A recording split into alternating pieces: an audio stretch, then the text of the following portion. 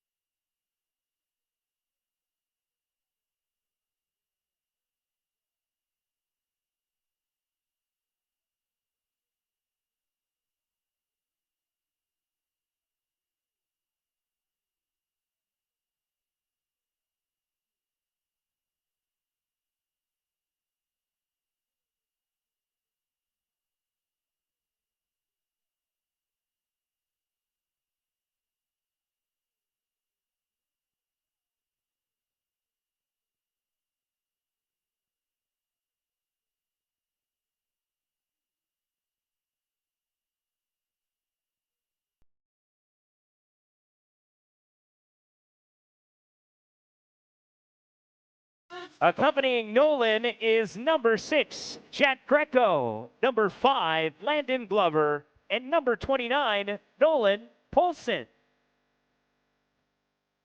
Batting fifth at first base, number 29, Malik Williams. Accompanying Malik is number 10, Easton King, and number 8, Scarlett Baird. Batting sixth, the designated hitter, number 27, Ryan Rio. Accompanying Ryan is number 2, John Coombs, number 10, Brandon Coombs, and number 6, David LaBerge. Batting 7th at second base, number 7, Royce Ando. Accompanying Royce, number 3, Luke Schmitz, number 11, Connor Crank, and number 7, Tristan Joseph. Batting 8th in right field, number 2, Ricky Phillips. Accompanying Ricky, number 8, Ben Hardy, number 3, Blake McDonald, and number 23, Wyatt Shaw. Batting 9th at third base, number 6, Kyle Mays. Accompanying Kyle, number 4, Sal Thalia, Wyatt McKay, number 12, and number 99, Cameron Cook. On the mound this afternoon for the Baycats, number 30, Juan Benitez. Accompanying Juan, number 11, Liam Patton, number 13, Beckett Edison, and number 11, Liam Murnigan. Here are the umpires for this afternoon's ball game. Behind the plate, we have Jeff Rose. Handling first base, it's Scott Cameron. And at third base, Takahito Matsuda. Fans, at this time, we ask you to please rise if you are able to, and kindly remove your hats for the playing of our national anthem. Thank you.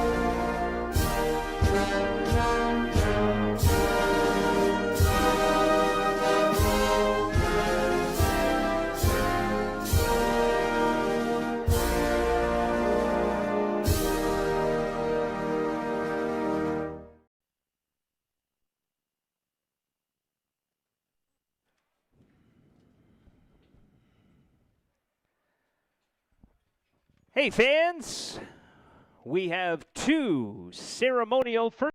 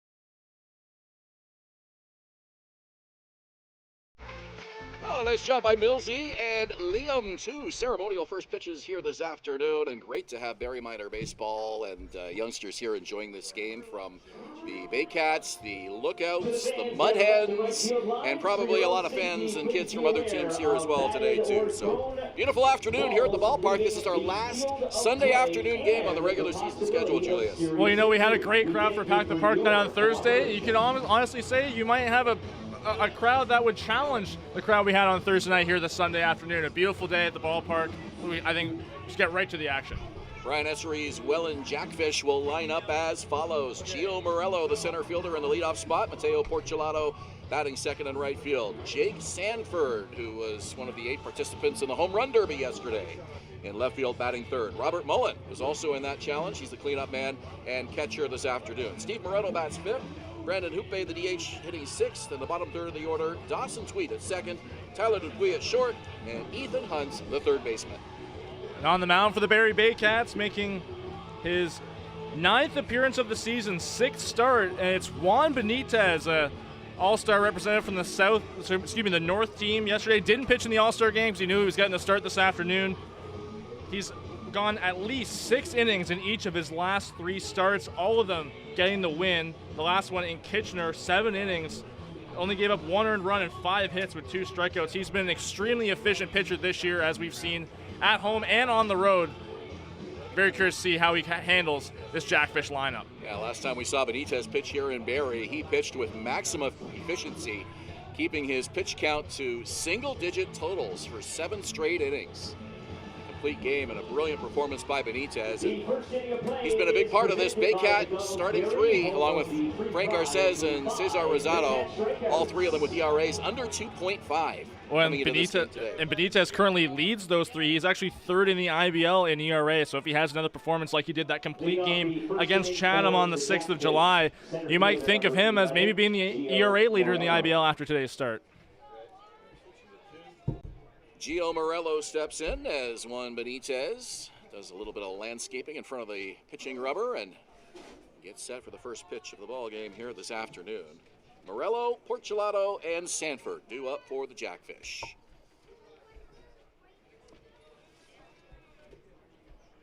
Morello comes to the plate hitting .333, 15 games for the Jackfish as Benitez winds. First offering, it's a called strike at .313 on this beautiful Sunday afternoon here in Springwater Township.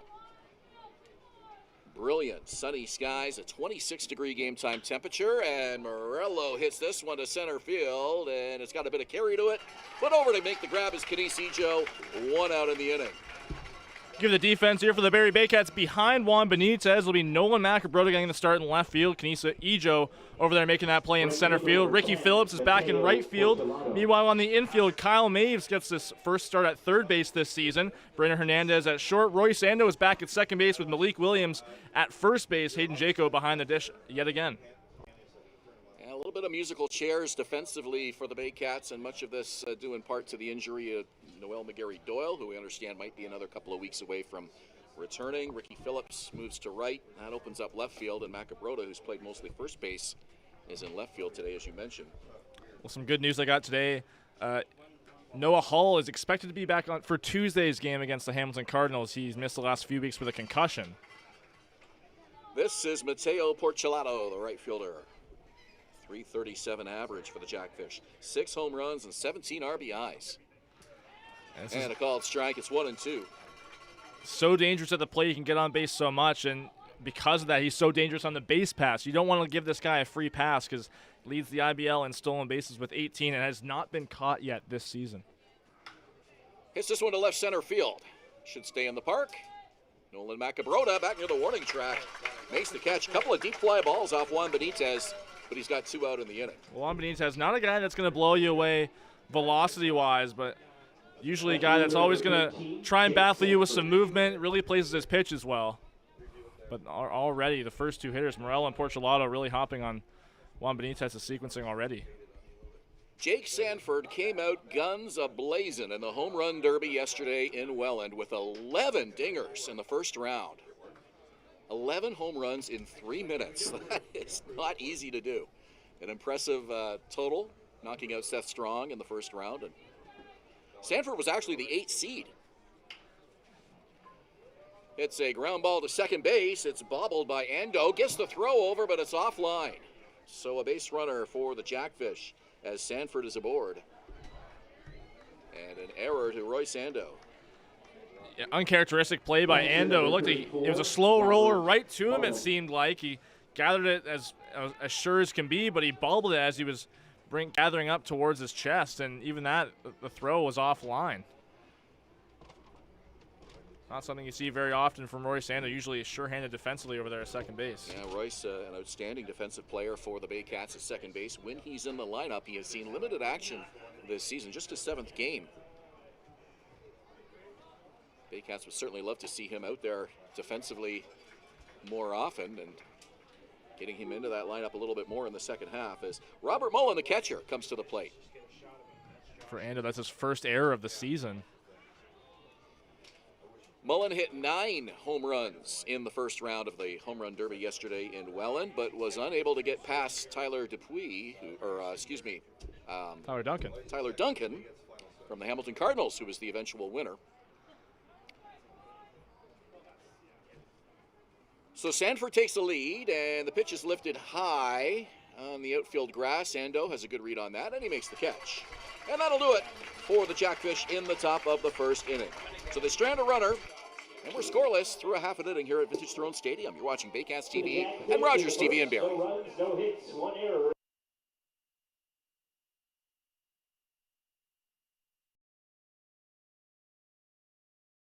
The best of the Intercounty Baseball League descend on the Rose City on July 20th as the 2023 Dominico Cup champion Welland Jackfish and Welland Stadium host the 2024 Intercounty Baseball League All-Star Showdown and Home Run Derby. From basic to cosmetic dentistry, Smiles on ESSA Dental has all your dental needs covered to knock your oral health out of the park. Hi, I'm Chrissy Fans from 400 Chrysler and Barrie Chrysler Dodge Jeep Ram. This year, we are the community partners of the Barrie Baycats. Community is near and dear to our hearts here at the dealerships and one of our core values, so we can support local and shop local.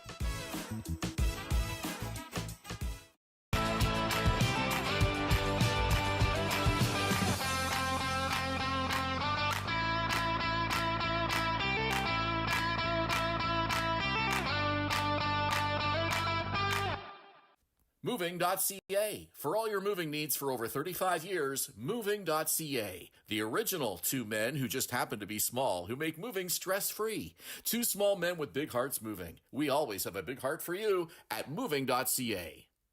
At Domino's, mix and match any 2 or more pizzas and sides for just $8.99 each. Like when pizza night's more like pizza and lava cakes night, or pasta and stuffed cheesy bread night, or we're gonna need a bigger table night. Mix and match Canada's favorite pizza and more at Domino's.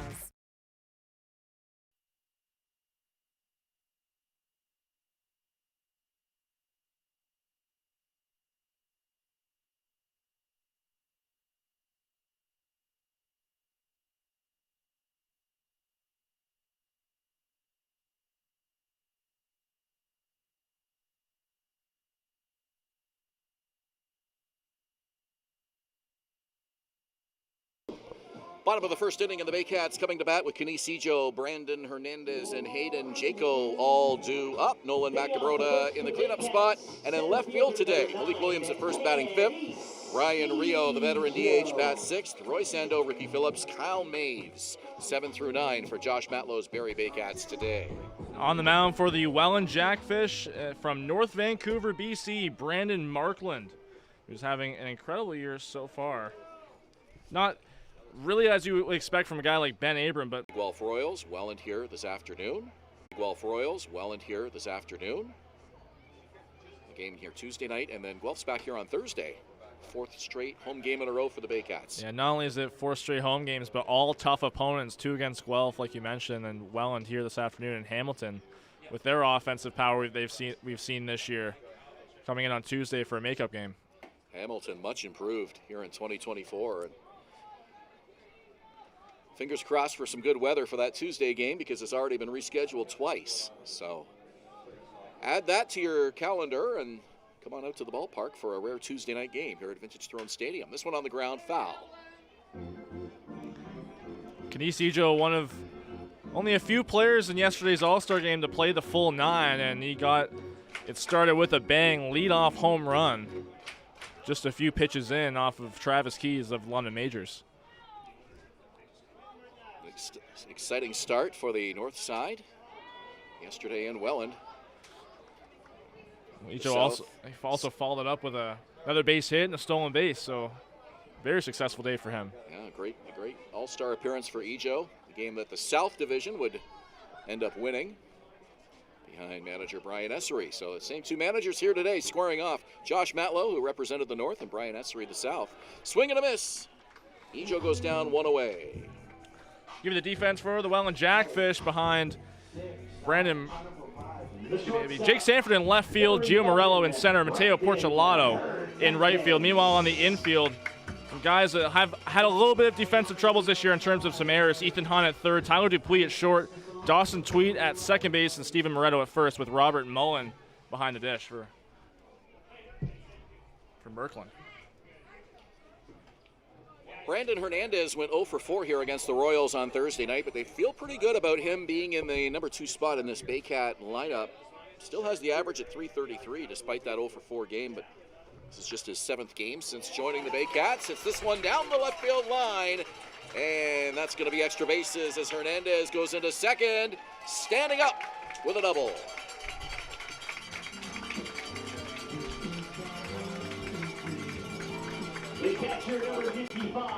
Looked like Hernandez took advantage of that changeup on that outside part of the plate, and good piece of hitting, hitting it right back out there to left field, going the other way, and that turns into extra bases. Hayden Jaco, the catcher, was an all-star for the Baycats yesterday as well. Well, not only did he catch in yesterday's game as a starting catcher, he also pitched the most innings of any arm on the mound yesterday. I've noticed that Jaco brings his dog to a lot of road games. I haven't seen the dog here at home, but he takes him on the road all the time. I wonder if he brought the dog to Welland yesterday. Did you happen to see? Didn't. He didn't. No. That's a long day. Yeah. Very long day out in the heat. Well, you can't bring the dog here because it's a city-operated ballpark, right? So they don't allow pets on the field. Is that a fact? Yes. I didn't even know that. Wow. Yeah. Well, we have seen the dog on road games. Yeah.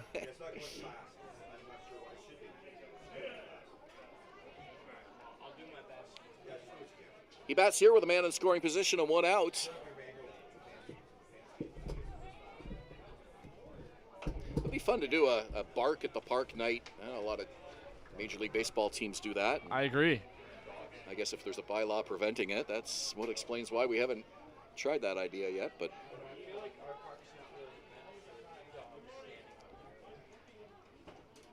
two balls, no strikes. Pitch to Jaco, and he lifts it high and foul.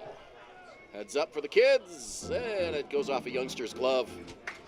And no fewer than 11 of them converge on that ball against the fence in a cloud of dust.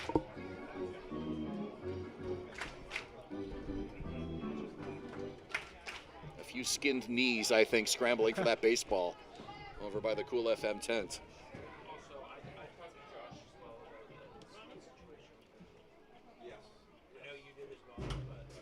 Another one foul, this one deeper, and that'll go on the other side of the Barrie bullpen. Can only imagine how busy the fans were at Welland Stadium yesterday, that home run derby, chasing down those balls, landing in trees, and a few that even landed in backyards, and you mentioned one even cleared a house. Yeah, Josh Garden put on a show with just the distance he was able to get on some of those home runs. Hit one over the houses that are beyond the right field wall at Welland Stadium, so it landed on the crescent beyond the houses. Hopefully those homeowners have a little extra insurance. I can't imagine a policy that would cover a home run derby. Well, there's another home run from, I think it was by Garden, that hit or nearly hit one of those houses' skylights on their roof. Yeah, there's a street that runs right along the right field side on the other side of that outfield fence, and houses line that street, so this one skied to the infield, right side, and the second baseman sees it and has it. Dawson Tweets, 2 out in the inning. So, I mean, the good thing about having a house with a view of the outfield of a ballpark like that, you get to watch some free baseball, maybe get a souvenir or two, but you might have a shattered window or a broken patio light or two as the season goes on. Yeah, definitely a risk, but I think the plus for a lot of those fan or neighbors over there, they can just sit on their deck and watch a Jackfish game. Nolan Macabrota had himself quite a night yesterday in Welland. The rookie in his first season with the Baycats hit a home run yesterday. First pitch is low. 1-0. And Macabrota, not even just in the All-Star game, but just in general, has had an incredible last stretch of a couple games coming into this one. He's got the average up to 320. Top four in this Barrie lineup, all hitting 300 or better. Ejo, Hernandez, Jaco, and Macabrota. Well, he's on a 7-game hit streak, including reaching safely in his last 12. So Williams was over 300. He's the number 5 hitter today, and he was over 300 for the first part of the season. Has kind of come back to earth a little bit the last couple of weeks. Here's the pitch, and it's in the dirt. 3-0 count. We'll commend Williams for earning himself an All-Star appearance because he's also been battling a few injuries throughout the last month.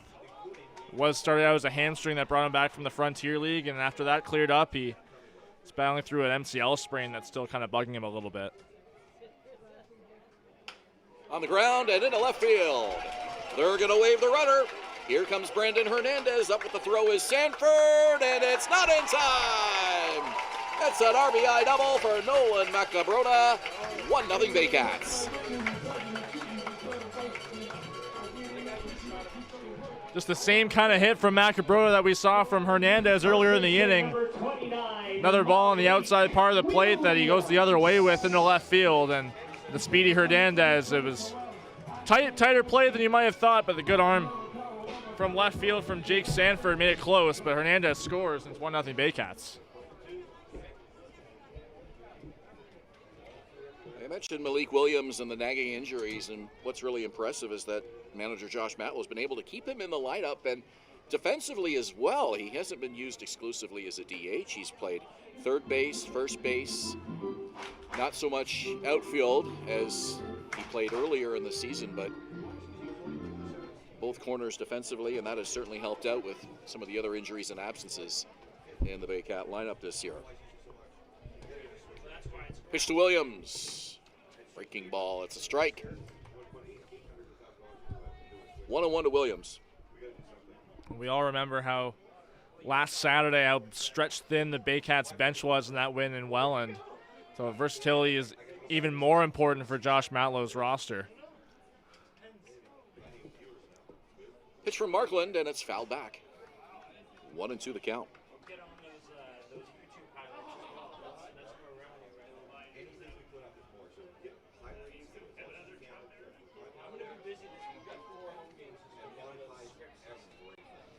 Nothing Barrie on an RBI by Nolan Macabrota to bring in Brandon Hernandez with the game's first run. Macabrota at second, 2 out, 1-2 the count. Here's the pitch. And it bounces up to the plate, gets away from the catcher, Robert Mullen. And up to third goes Macabrota. He thought about taking another base, but not as much foul territory over there near the dugout as some other parks. Good decision by Macabrota to hold up at third. It took an odd bounce there. The ball kind of wedged itself by the railing near the Jackfish dugout. Definitely a kind of a piece of no man's land, if you want to say that. But good on Markland to cover the plate, keeping Macabrota at third base. Why are we running an ad? 2 balls, 2 strikes. Big pitch coming up here from Brandon Markland. Here it is. Swing and a miss. A big strikeout to get Malik Williams, and that does it for the Baycats. But they get on the board. It's 1-0 Barrie through an inning here at Vintage Throne Stadium. You're watching Baycats TV and Rogers TV Barrie.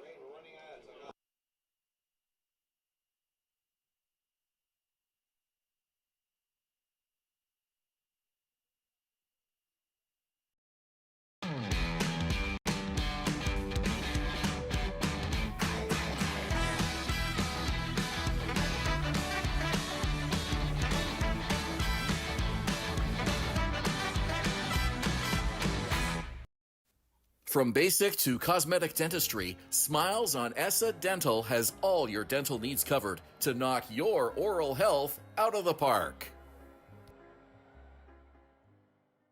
Danielle May Real Estate, supporting the Barrie Baycats and ready to help with all of your real estate questions. What is your home worth? Should you sell now or wait? Danielle is dedicated to your success. The next time you think real estate, think Danielle May.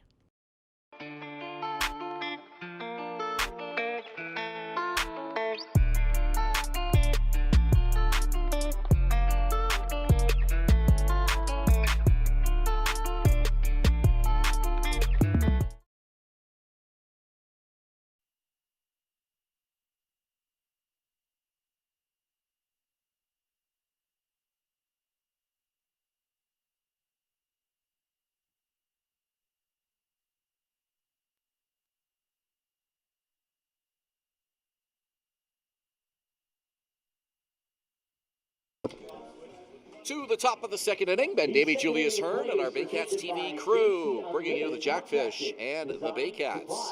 For the first time in Barrie here in 2024, third matchup of the season for these two clubs head-to-head, each team with a win. Steve Moretto, Brandon Hoope, Dawson Tweet will bat for Welland here at the top of the second inning. Steven Moretto, another Jackfish representative at the All-Star game yesterday. 255 average, but boy, he's got a lot of power. 8 home runs in the first half of this 2024 season. He's knocked in 24. This Jackfish lineup with so much offense, you look at the home run and RBI totals, and it's not exactly a hitter's park. Welland Stadium, I mean, it can be a tough park to hit one out of. Well, they haven't been doing a lot with the home runs, just a lot of extra base hits, small ball. A lot of stolen bases, that's a big key for them. This one to dead center. Canisijo has to backpedal. He's got it, 1 out. 4 outs for Juan Benitez. All of them have been in the air. Designated hitter number 21, Brandon Hoope. Brandon Hoope, the DH now. Hoope hitting .259. 23 games for the Jackfish this year. Had a brief stint in Trois-Rivières in the Frontier League earlier this year, just 4 games. Seems to be a lot of guys on the Jackfish roster kind of going in between, getting some call-ups. Right center field, and going back is Roy Sando, the second baseman. 2 outs in the inning. Well, another out in the air for Juan Benitez. Second baseman number 20, Dawson Tweet. Might tell him that he might have to start keeping the ball lower if he wants to get some balls on the ground. That's going to really help him if he ends up getting some guys on base if he needs a double play later in the game. It's a good habit to get into. A lot of fly balls die dead center field in this park. It's 405 to straightaway center. Your best bet is to go down the lines, much like Welland Stadium. 325 to left and right down the lines here. And the wind blowing from right to left in the outfield. Typically we get that light breeze coming in from the north-northwest, and that's the case again here this afternoon. So if you get one down that left field line, that tends to be where we see most of the home runs here at this ballpark. Got some fans in the outfield today. This one up the middle, it's into center field. First base hit for the Jackfish, second base runner of the game, and it brings up shortstop Tyler Dupuis. Well, Benitez got that ball on the ground like I just mentioned, but Dawson Tweet putting it kind of back up the middle on that second base side, right in between Roy Sando and Brandon Hernandez. Dawson Tweet had the cordless mic on while Jake Sanford was in the second round of the home run derby yesterday, and it was pretty entertaining hearing him talk about his teammate, and actually 2 teammates, because Gio Morello was on the mound pitching to Sanford. And Morello ran into some problems with about a minute 15 to go on the clock in that second round. I'm not quite sure what happened, neither did they, but he just could not seem to throw one over the plate for the life of him. And Sanford was stuck at 4 home runs. 3 or 4 home runs. He finished with 4, which was unfortunate. There's a throw down, and out at second base. Dawson Tweet caught stealing. That'll do it. So, Juan Benitez gets the Baycats off the field. Played an inning and a half. Still 1-0 Barrie on Rogers TV and Baycats TV.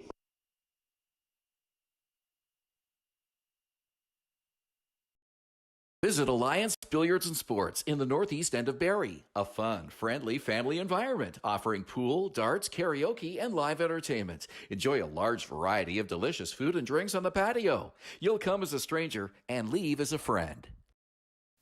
From basic to cosmetic dentistry, Smiles on Essa Dental has all your dental needs covered to knock your oral health out of the park.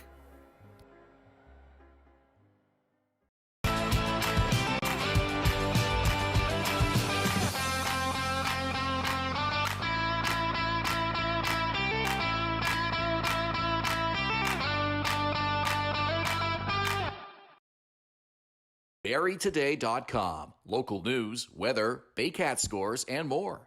BarrieToday.com. Your community, your news.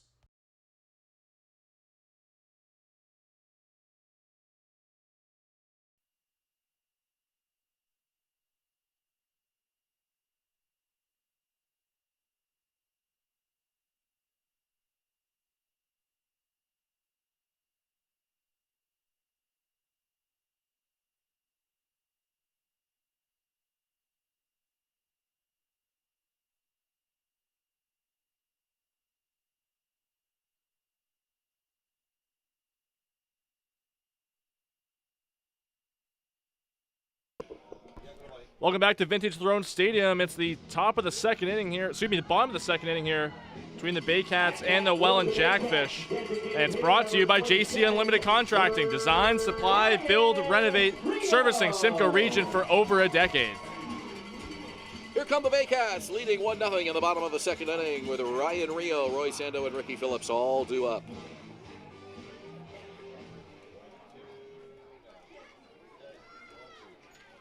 Rio would love to have a big game here at the plate today, get his average up over 200. He has struggled here in the first half of the season. 198 coming into today. He was 0 for in his last 2 games after back-to-back games with home runs. Kind of looked like he was making a resurgence. Called strike to him.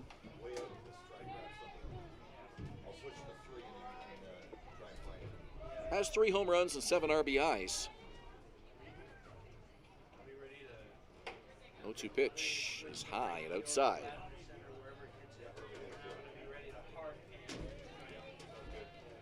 Ryan Rio, a guy that Baycat fans would absolutely love to see in a home run derby if they do an all-star game and a home run derby next season. Swing and a miss. 1 out. And here's Roy Sando. Well, it seems for me that that's been the issue for Ryan Rio this year, chasing a lot of pitches outside the zone. And even some of them, like they're low and in, that's really seemed to be his, kind of kryptonite, if you want to call it that, so far this season. Yeah, you can see the frustration even as he went back to the dugout there, just, searching for answers, trying to figure out what is it going to take to get him out of this slump. But give him a lot of credit for staying positive through it. And his manager, Josh Matlow, knows what he can do. He's kept him in the lineup, game in and game out. When he's been available, he has played. And with the ability that he has and the type of numbers we saw him put up last season, you got to continue to believe it's only a matter of time before he catches fire and gets things back on track. Well, this is his first game back at DH in the starting lineup in a few weeks. And over that stretch, he's been playing first base in the starting lineup. And that seemed to kind of give him a little bit, more fluidity through the lineup. A ground ball to the third base. A nice scoop by Ethan Hunt. Makes the running throw in time. Because that seemed like him playing defense on a more consistent basis. He was getting, more movement out there. He wasn't just thinking about hitting all the time, which kind of, loosens you up. I would say, right? You're not thinking about it so much, because so much of baseball is mental. A lot of players would say it's 70% mental, 30% physical.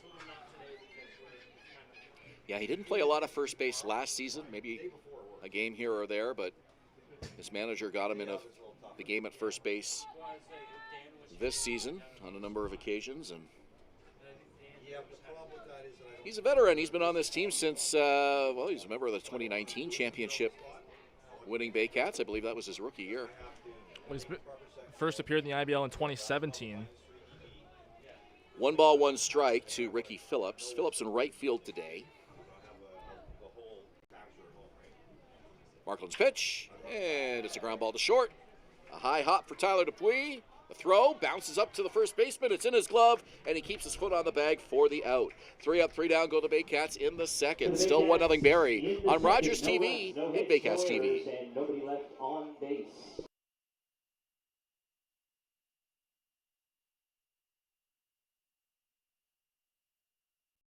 Moving.ca. For all your moving needs for over 35 years, Moving.ca. The original 2 men who just happen to be small, who make moving stress-free. 2 small men with big hearts moving. We always have a big heart for you at Moving.ca.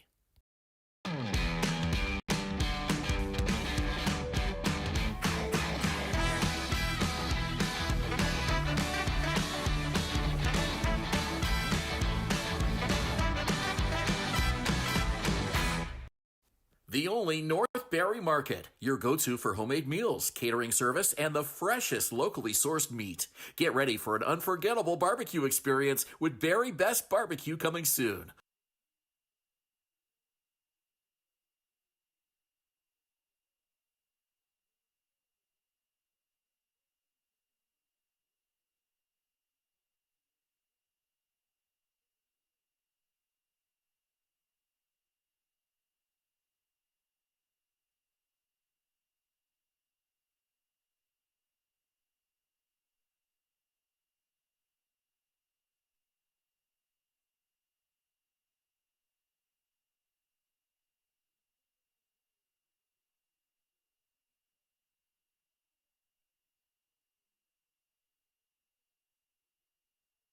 Builders, developers, architects, and Inning number 3 at Vintage Throne Stadium. Baycats, Jackfish, and it's 1-0 Barrie. Tyler Dupuis, who made a nice play at shortstop to finish off that bottom of the second inning. We'll lead it off here for the Welland Jackfish. Ethan Hunt to follow. Then back to the top of the order for Gio Morello. Well, if you recall, Dupuis was up at the end of the last inning. Dawson Tweet caught stealing to end that frame. Great throw by Baycat catcher Hayden Jaco. And this one's lifted to the right side. Ricky Phillips sees it, and he has it. 1 out. Here comes Ethan Hunt. Third of 6 regular season matchups for these clubs. They've each won a game so far. Close scores, both in Welland. Jackfish won 6-4 on May 18th. Baycats won 6-5 on July 13th. And they are going to meet again at the start of August. That's a home-and-home series. It's Thursday night here at Vintage Throne Stadium, August 1st.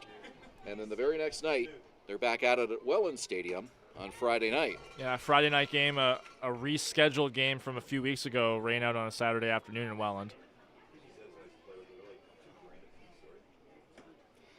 Usually when you get eliminated by a team in the playoffs, especially if it's the finals, usually you like to get back at that team as quickly as possible in the following season and get a game, get a win. And they had a couple of games in Welland, but this is the first time Baycat fans have gotten a chance to see the Jackfish, as we mentioned in our opener, since Game 6 in September when the Jackfish won it here at this ballpark.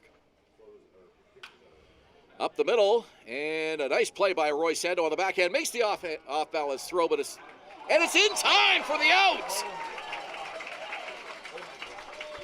Wow. A spectacular play by Roy Sando made the throw, and it was just in the nick of time to nab Ethan Hunt.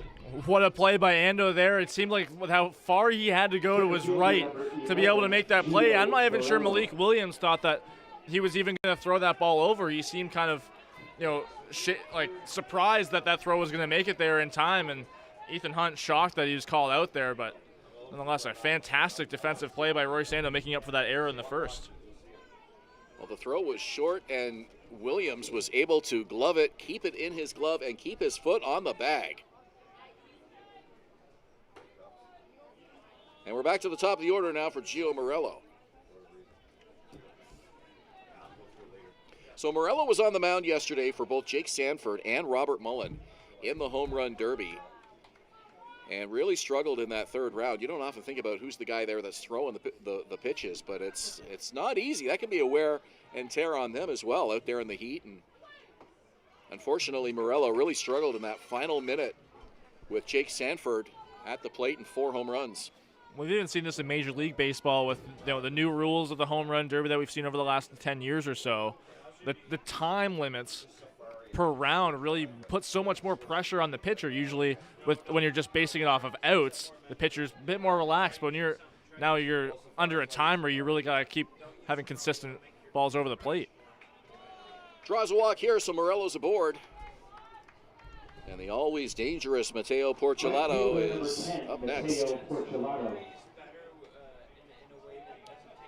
So Sanford finished with 14 home runs in 2 rounds. Mullen with 9 in the first round as he was eliminated.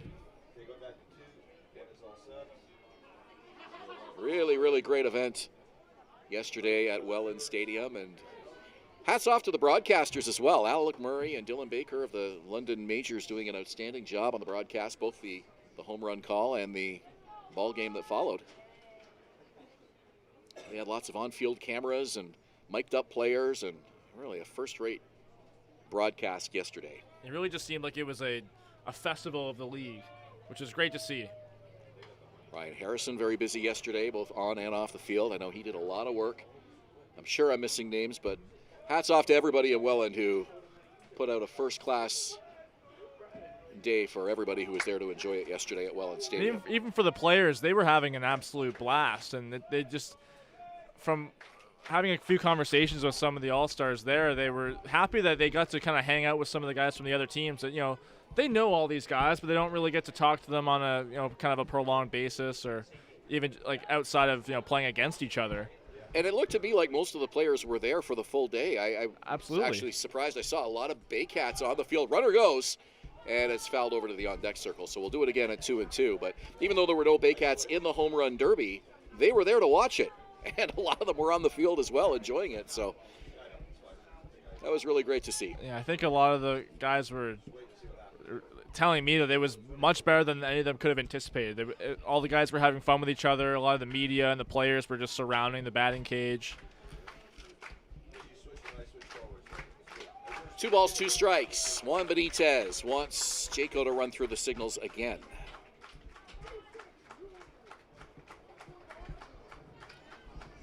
Morello at first, does not go. The pitch, breaking ball, just misses. 3-2 now. And Morello will be off with this pitch with 2 out.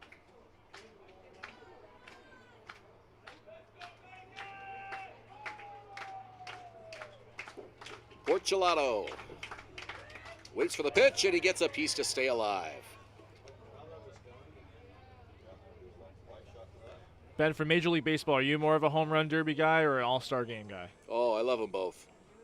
Absolutely love them both. And I kind of liked how Major League Baseball did it this year. Rather than the 1 versus 8, 2 versus 7, they just had a field of candidates, right, for the first round, right. And then they just took the top 4. That seems to make a little more sense to me than matchups. I agree. Because the matchup doesn't really seem relevant. This one up the middle and through into center field. First to third goes Morello. Will they wave him? Yes, they will. Here comes the throw. Jaco the tag, and he's out at home plate. That'll do it, as the Jackfish unable to score, and the Baycats are off the field. Still 1-0 Barrie. We go to the bottom of the 3rd inning here on Baycats TV and Rogers TV. From basic to cosmetic dentistry, Smiles on Essa Dental has all your dental needs covered to knock your oral health out of the park.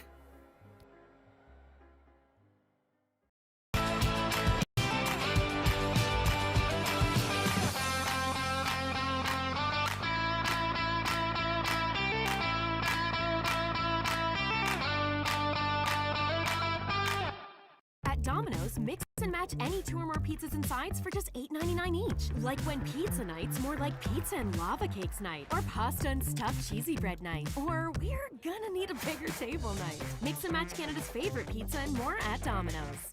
Hi, I'm Chris Fans from 400 Chrysler and Barrie Chrysler Dodge Jeep Ram. This year, we are the community partners of the Barrie Baycats. Community is near and dear to our hearts here at the dealerships and one of our core values, so we can support local and shop local.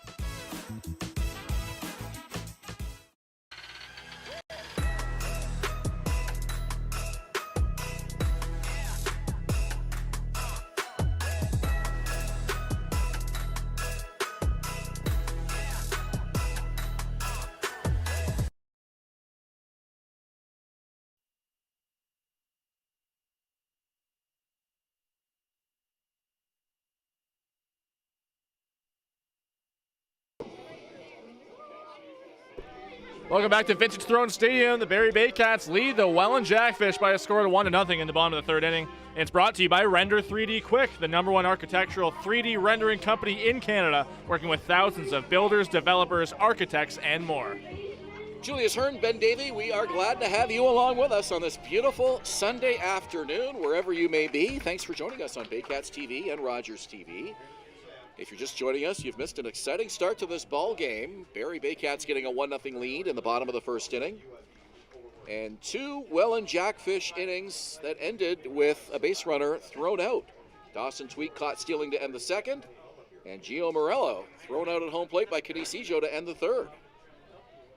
So the Jackfish come as advertised, aggressive on the bases, as always.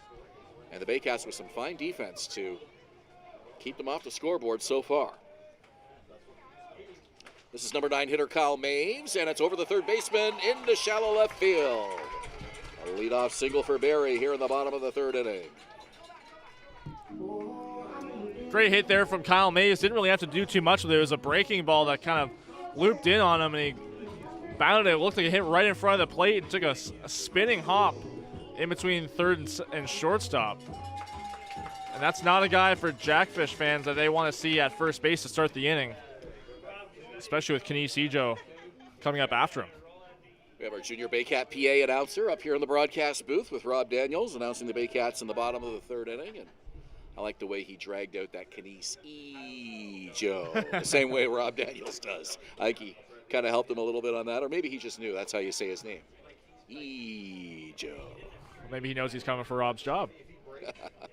We've got them all lined up. We got a list. Junior Baycats ready to jump in. They've been great this year. Maves at first. Nobody out. Here's the pitch. Ejo. Foul ball into the glove. Strike one. So you were asking me, we were talking about what we like about the Home Run Derby and the All-Star Game for Major League Baseball. You asked me if I guess I brought it up, the field of contestants rather than yes. the matchups. Let me ask you about the All-Star Game. Do you like it affecting who has home field? As the runner goes, and it's fouled away. Do you like the outcome affecting which league gets home field for the World Series? Yes, I do.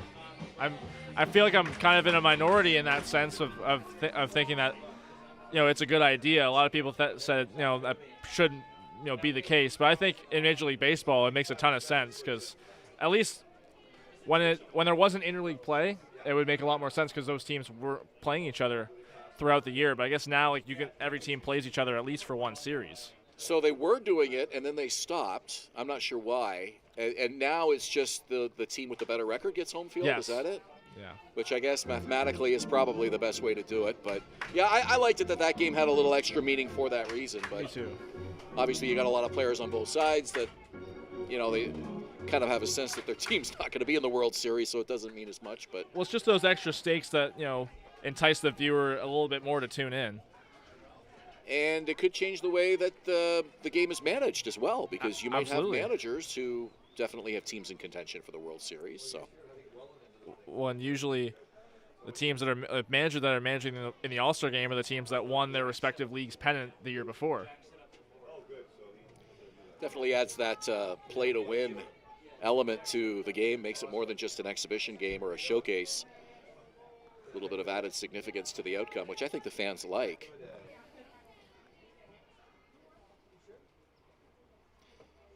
Pitch is low and in. I know there's always that level of concern as well that if the game goes into extra innings and the manager's used up most of the arms in the bullpen, and what would you do? How many innings could the game potentially go? Well, that's how it all started. Bud Selig, remember when he called that game a tie? That Right. was 2004 in Milwaukee, I think. At some point, you have to say, all right, we're not going to make these guys keep playing. Yeah, because neither team had any arms to throw, and then the very next year they instituted the rule where the winner would get home field. Runner goes. It's another foul ball. So 2 stolen base attempts here for Maves. Foul balls sending him back.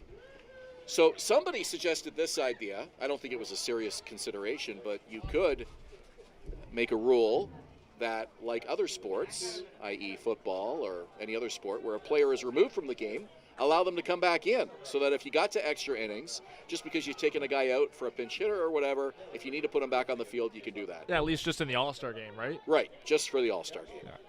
I like that. Runner goes again, and it's on the ground. And it's into left field for a base hit. Maves will test the arm of the center fielder, Gio Morello, and the throw sails over the head of Ethan Hunt. And he's going to come in and score. 2-0 Baycats. Was Maves turns around second base, he kind of hesitated, realizing that Sanford was kind of relatively shallow in left field compared to where he started the play. They decided to test the arm anyway. The throw got over the head of Ethan Hunt into the dugout, which moves into score and moves Ejo over to third base. So great start to the inning for the Baycats. Still nobody out, and here's Brandon Hernandez.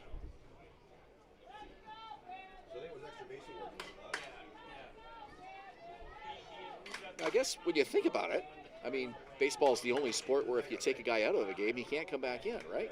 Right. You think of every other major sport, if a substitution's made, that doesn't eliminate the player from coming back into the game. Exactly. I'm not suggesting baseball make that change for all other games, but for the All-Star game, certainly why not? Yeah, especially if you're doing it for the fans and for the love of the game, right? It's not necessarily like you're not competing as hard as you would in any other game in your regular season or playoffs.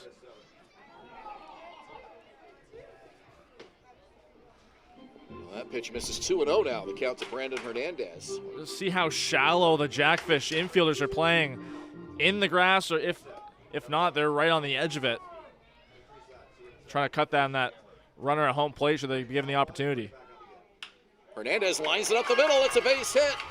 It brings in Kenise Ejo. 3-0 Baycats.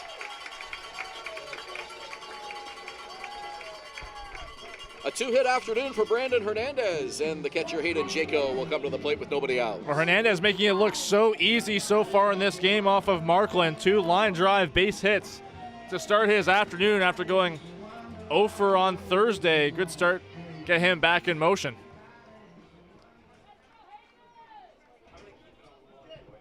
Not only that, but you put Hernandez on first base. That's 3 straight runners on for the Jackfish, and all 3 of them are threats to steal. First pitch swinging, and it's dunked to the center field. Another base hit for the Baycats. So Brandon Markland, who looked pretty good through the second inning, retired 4 straight. Still looking for the first out here in the third. And they'll have a conference on the mound. Well, the Baycats' strategy, it seems, in every game they've played against Welland this year has been getting on Welland starters often and early. That's been the case against Ben Abram, Enrique Saldana, and now Brandon Markland throughout their 3 matchups this year. If you want to go into Ben Abram, that was his first start of the year. That's the only start where he hasn't gone at least 7 innings. He only went 5 2/3 in that game. So a pat on the back for Brandon Markland, and they will leave him in to face the 5th hitter of this inning, Nolan Macabrota. Dangerous rookie. Drove in a run in the first inning, bringing in Brandon Hernandez. The left fielder, number 20, Nolan Macabrota.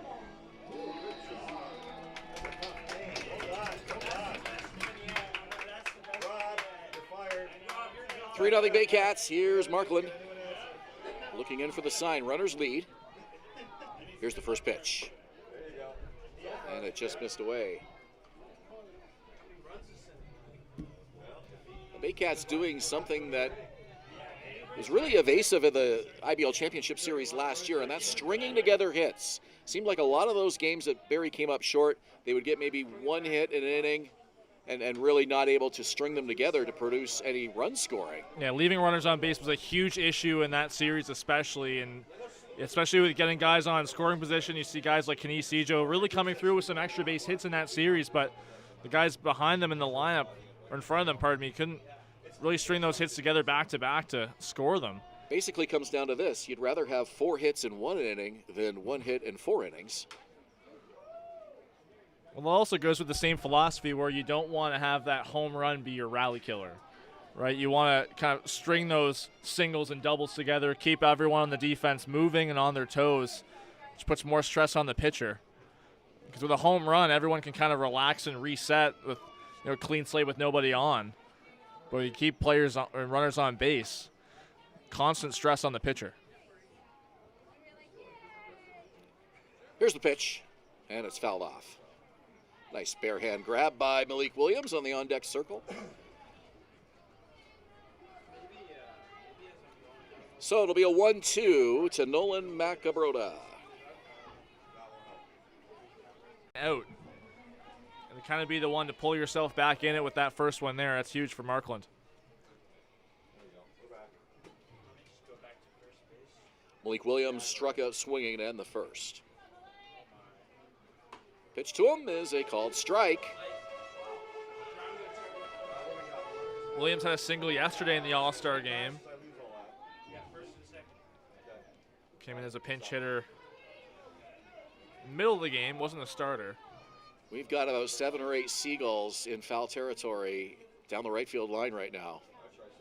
And I had a feeling that would happen. When a couple of them landed, there's always more that follow. Usually they're circling the stands in the late innings looking for the leftover concessions. Making an early appearance. They're on the field right now. We got a great crowd here today, that's for sure.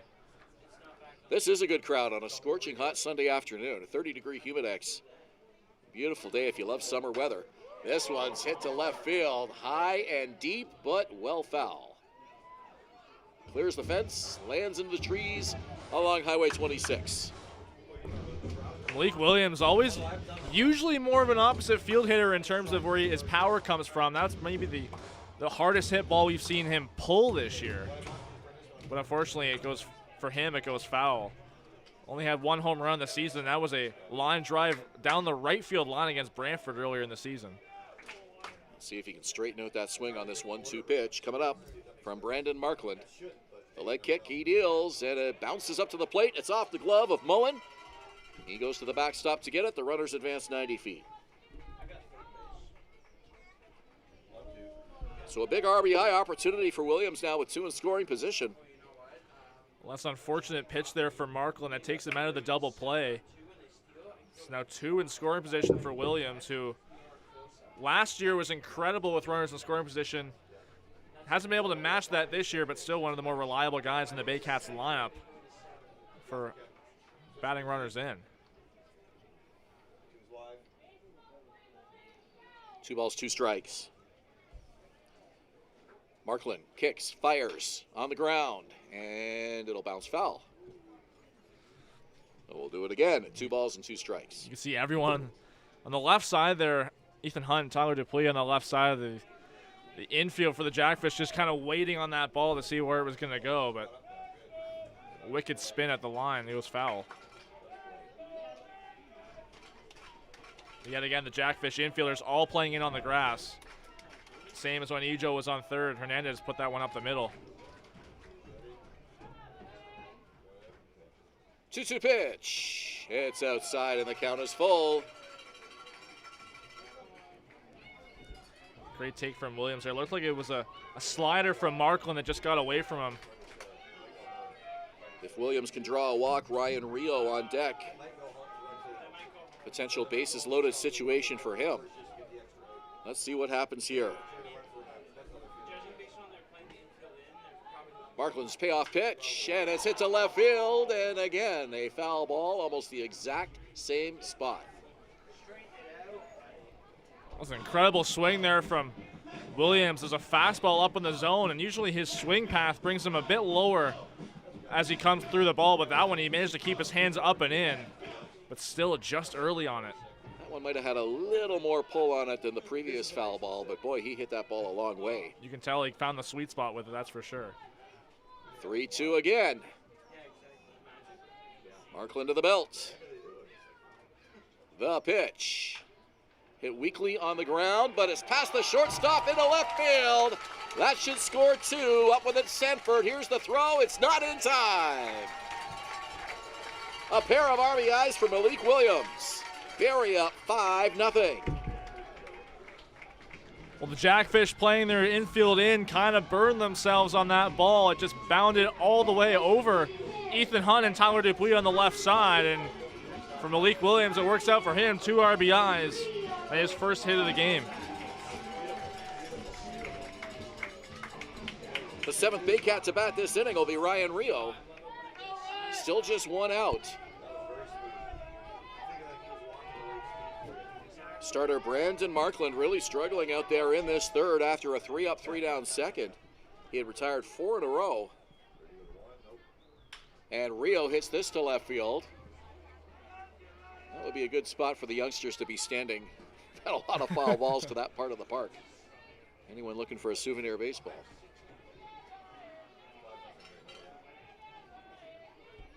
Somebody's vehicle is parked on the other side of that Welland bullpen, and that is not a good spot. No, it's not, especially with the balls from Williams that we just saw. Rio hits that one into right field. Williams to second, another base hit for the Baycats. 2 on for Royce Ando. And that will be it for Brandon Markland. As the call to the bullpen is made by manager Brian Essery, and it looks like we're going to have a pitching change here in this third inning. Yeah, it looks like that's Enrique Saldana in the bullpen. That looks like righty coming in relief for Markland. He got the start in the last game, last weekend against Barrie. So it's a 4-run third for the Baycats, and they're still making some noise with 2 on and only 1 out in the inning as the Jackfish go to the bullpen, trailing 5-0. Take a break and return shortly. You're watching Baycats TV and Rogers TV in Barrie.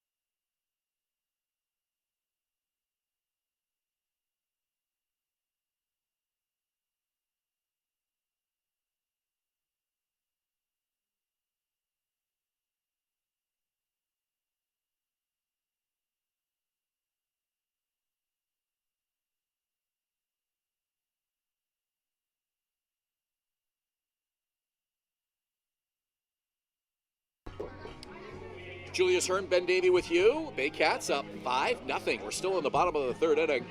Brandon Markland will hand the ball over to reliever Enrique Saldana. Well, Saldana usually used as a starter. Actually got the start last Saturday against Barrie and took the loss in that one. That's his first loss of the season. The final line on Markland, however, 2 1/3, 4 strikeouts on 8 hits, 5 earned runs so far. He's still responsible for Rio and Williams on base here with 1 out. 6th appearance of the season for Saldana. Pitch. It's a called strike to start him off.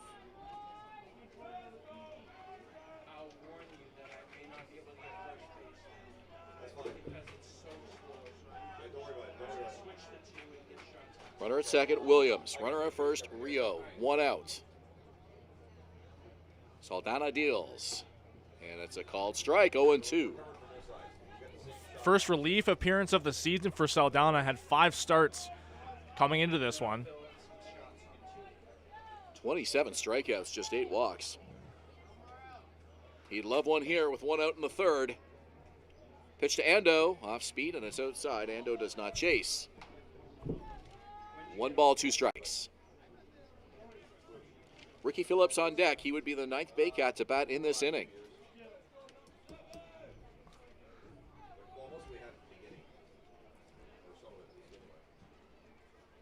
Saldana with a 1-2, and that hits Ando up high just below the shoulder.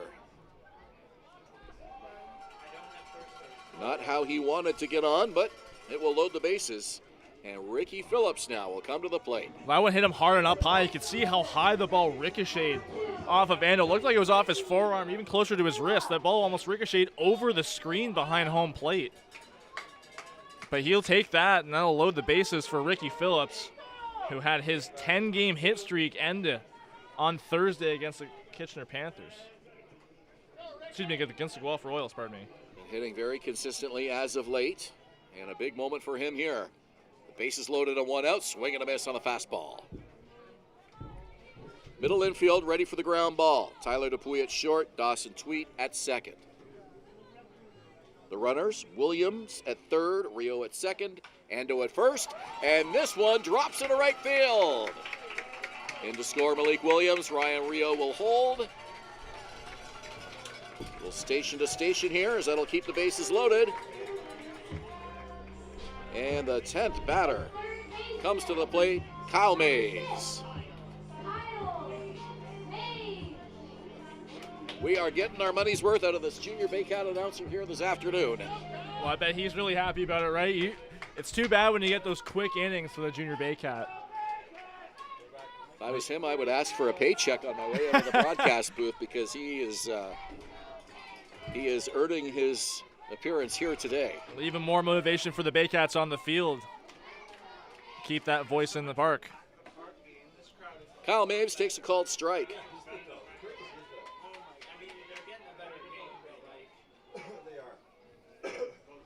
6 runs, 9 hits for the Baycats. There are the guys behind me commenting we had the Pack the Park game here on Thursday, and the lineup really struggled in that game against the Guelph Royals. More errors for the Baycats than hits on Thursday, and Josh Mallow told me he'd never seen that being the Baycats manager before in his tenure. And you won't likely see it again. So this Baycats team is much better than that. It was unfortunate. Biggest crowd of the season, a free ball game. And hopefully those fans realize they just caught the team on a very rare off night. Offensively, that's for sure, but they're pitching up until that 7th inning, even with just 2 outs in that 7th inning, was incredible. Cesar Rosado going 6 innings, no hits. And it turns out he didn't even know he had a no-hitter going until after he was taken out of the game. Well, there were so many base runners. There were guys that reached on errors and walks, so he didn't even realize he hadn't allowed a hit. Called strike 3, so Maves is down, still just 2 out though. So that kind of makes sense because when you're out there pitching, you're not always thinking about how they got on. You're mindful of who's on the bases, but it's not this running thing through your head of who's reached by a hit or a walk. A base runner's a base runner. So Rosado apparently had absolutely no awareness of the fact that he had been pulled after 6 innings of no-hit baseball. So the story goes, he was standing in the dugout. Adam Conn had struck out the first batter of the inning. Rosado looks over to our scoreboard that shows the amount of hits that have been totaled up throughout the game now. He sees the 0 on the board, looks over to his teammates, looks back at the board, and looks and says, "I didn't give up a hit yet." and he was like, "Why didn't you tell me?" And it's like, "You're not going to tell the starting pitcher that he's throwing a no-hitter. You're gonna jinx him." And that's kind of what the vibe was, and the explanation was from the rest of his teammates. Surprised he didn't say, "I want back in." That one to the backstop. And the carousel continues. Ryan Rio in to score. It's a 6-run third. As Rio's in on a wild pitch. Ando to third. Phillips to second. First base open. And this nightmare of an inning continues for the Welland Jackfish. Now, Rosado had thrown 90 pitches, and Matt Lowe told me that he was experiencing a little bit of stiffness in the last couple of innings, so the plan was not to keep him out there for 8 or 9 innings. Yeah. Carlos Sano was ready to come on in relief in the 8th and 9th if the game got to that point, and Barrie was in position to get a save, but that 7th inning just really unraveled on Adam Kahn, unfortunately in his first game, returning with the team. Foul territory, and it's out of play. Well, plus Cesar Rosado, he knew he had some family coming into Welland yesterday for the All-Star game, and him being the starter, knew that he kind of wanted to save a little bit of it for that 1 inning of work that he had to start the game yesterday. Not necessarily that should be in his head, the regular season games matter more, but that did mean a lot to him. Saldana needs a strike here. 1-2 pitch, and it's a fly ball to center field. It's going back. Morello sees it. He's got it in front of the warning track for the out. Baycats strand 2, but they score 6. And we've played 3. It's a 7-0 Baycats lead. You're watching Rogers TV and Baycats TV. Runs on 7 hits. 1 error. 2. From basic to cosmetic dentistry, Smiles on Essa Dental has all your dental needs covered to knock your oral health out of the park.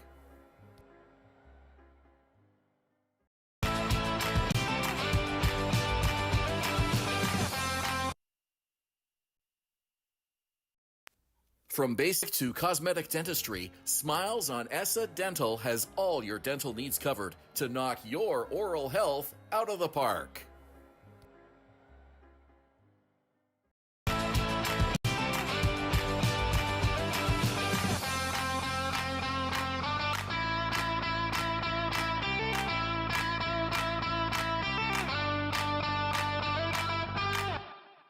Domino's, mix and match any 2 or more pizzas and sides for just $8.99 each. Like when pizza night's more like pizza and lava cakes night, or pasta and stuffed cheesy bread night, or we're gonna need a bigger table night. Mix and match Canada's favorite pizza and more at Domino's.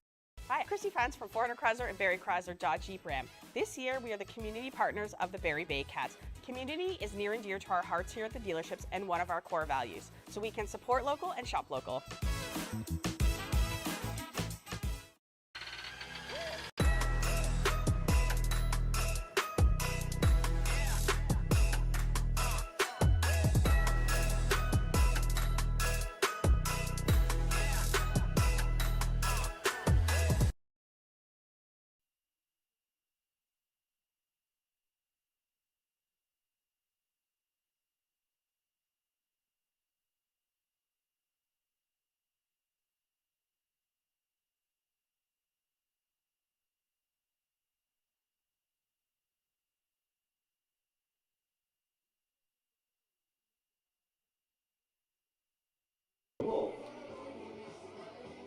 Beautiful Sunday afternoon at Vintage Throne Stadium, and the fans loving this 7-0 Baycats score through 3 as the Jackfish will get back up to the plate and get at it here with Jake Sanford, Robert Mullen, and Steve Moretto. Well, now here with the Jackfish down 7-0, these hitters are going to be really eager to get something going off Juan Benitez. First pitch swinging down the line, foul.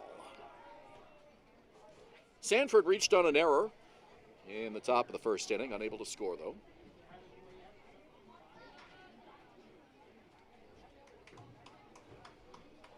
"15 home runs in the home run derby yesterday in Welland.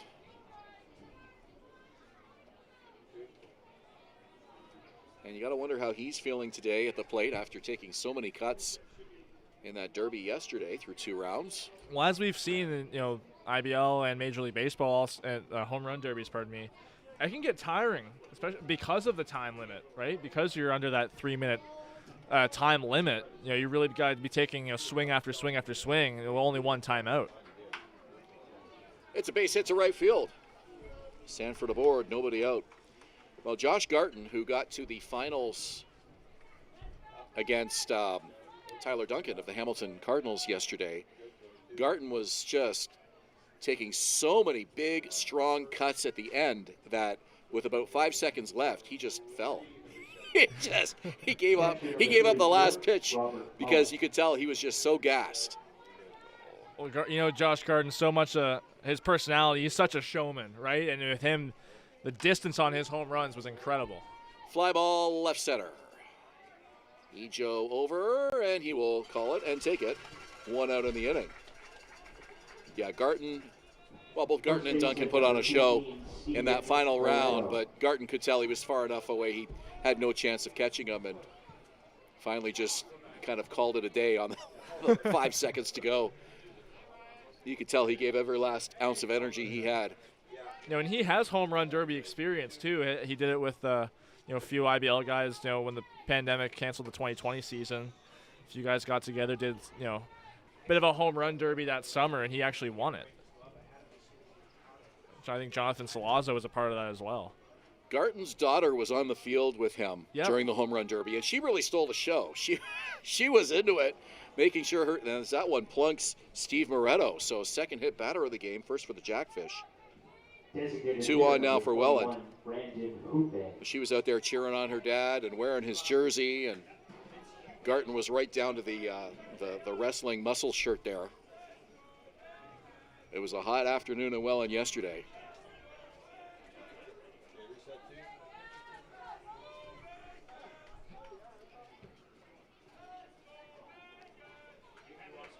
Seven, nothing Barrie, the Jackfish. Trying to get some back on Juan Benitez here, who was in that Baycat dugout for a long time, watching his teammates put up a 6th in the 3rd. Really his first jam of the game here with 2 on. I wonder how much of a rhythm it took him out of. High, deep, and foul. Very foul. As we lose sight of that baseball well into the trees. Yeah. So 1-1. Well, certainly if you're a pitcher, you love to see your teammates up there stringing together the runs, but it can be a bit of a challenge when it interrupts your rhythm and you get that long break between innings. Well, not only did 11 Baycats hitters step up to the plate, but there's also the pitching change. Another deep fly ball. Ejo goes to his right, and in front of the warning track, he makes the catch. Busy afternoon for Kenise Ejo. 2 putouts here in the 4th. And Dawson Tweed will come to the plate for the Jackfish. Well, Jake Sanford didn't tag up at second base, didn't want to test the arm of Kenise Ejo, who was already proven himself to be quite the defensive asset in center field with that 8-2 putout of Gianfranco Morello in the 3rd.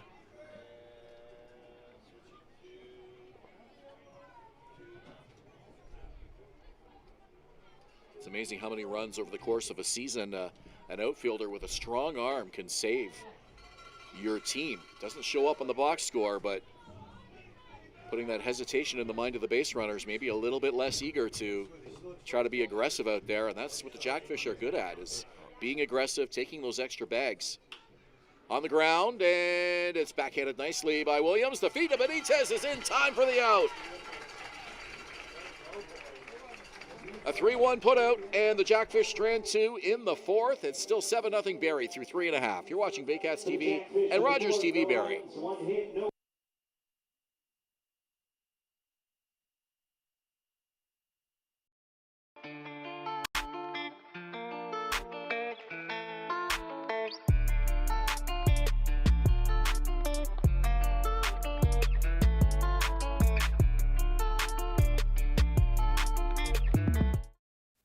From basic to cosmetic dentistry, Smiles on ESSA Dental has all your dental needs covered to knock your oral health out of the park.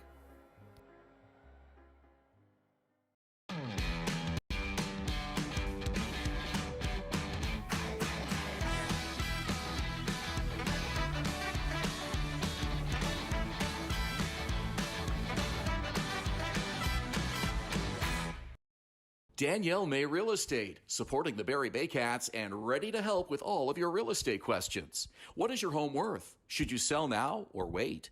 Danielle is dedicated to your success. The next time you think real estate, think Danielle May.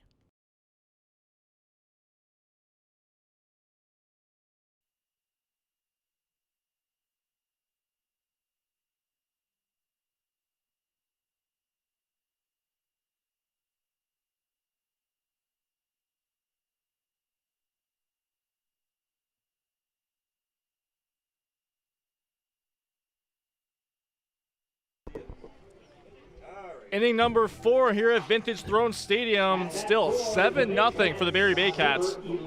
This 4th inning brought to you by Clarkson Bins and Junk Removal, the local source for simple, clean, and reliable disposal bin rental and junk removal services.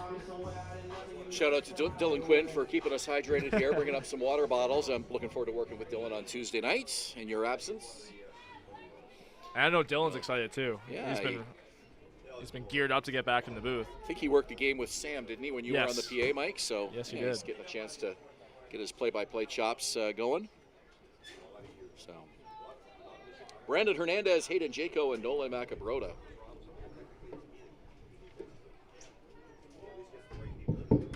On the ground, foul.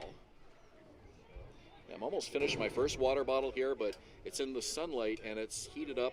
I might put a tea bag in it and have a hot tea later on. That's how quickly that warmed up on me.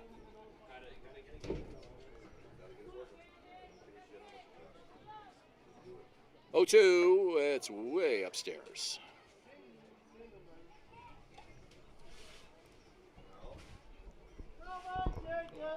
A lot of umbrellas here at the ballpark. One thing about Vintage Throne Stadium, it's one of the IBL ballparks that have no covered seats. So it's BYOS, bring your own shade. Down the third base line, it's in foul territory. But you might be able to argue that we have a better turnout today than Thursday night for Pack the Park. Pretty close. Yeah.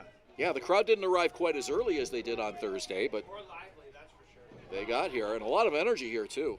Yeah, a lot of minor league, like kids baseball teams here today. A noisier crowd, but they've had more to cheer about. And this one's hit hard down the line and foul.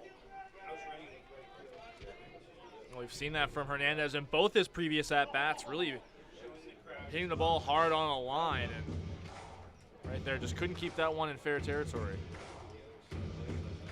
Teams always love to wear their jerseys, the youngsters, and we've got Mud Hens here, we've got Lookouts, we've got Baycats, all from the Barrie Minor Baseball Association.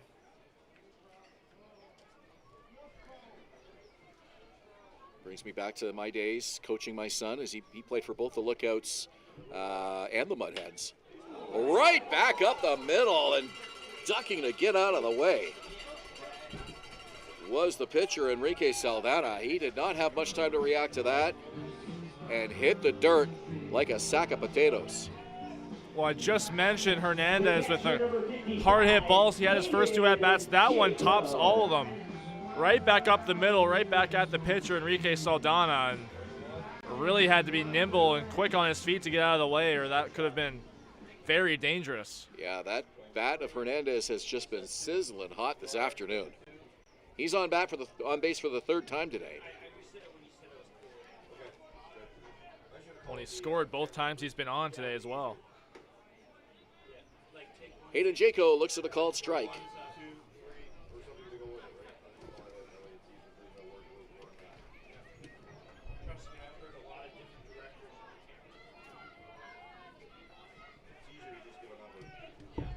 Hernandez with the lead, and the pitch is low. Nice fact that I found in preparation for the ballgame today. There are 3 players in the IBL as of right now that are qualified hitters and walk more than they strike out. Hayden Jaco is one of them. Seth Strong is another one, and Steven Moretto. Oh, okay. I know Jordan Castaldo draws a lot of walks. Yeah, he's one walk away from evening out his walk and strikeout totals. Leads the league in walks, actually. Hernandez 2 for 2 in stolen base attempts since joining the Baycats. Does not go, and the pitch is low. Welland Jackfish come into the game today with a 21-6 record, 778 winning percentage. They've been comfortably on top of the IBL standings for the last month at least. Run differential of plus 76. That is by far and away the widest margin as well, as Jaco draws a walk. Nothing seems to be going Welland's way so far here this afternoon, however. Well, that's the first walk that they've issued today. Nolan Macabrota. 8 hits in the third inning, plus you had 2 more in the first. The Jackfish won a couple, lost a couple for the first couple of weeks of the season, and then went on a 12-game winning streak. That was stopped by the Hamilton Cardinals on Canada Day, 4-3 loss at home. And then they proceeded to win the next 5 straight. Barrie interrupted that streak. So from, this one's on the ground and into right field. And it'll load the bases.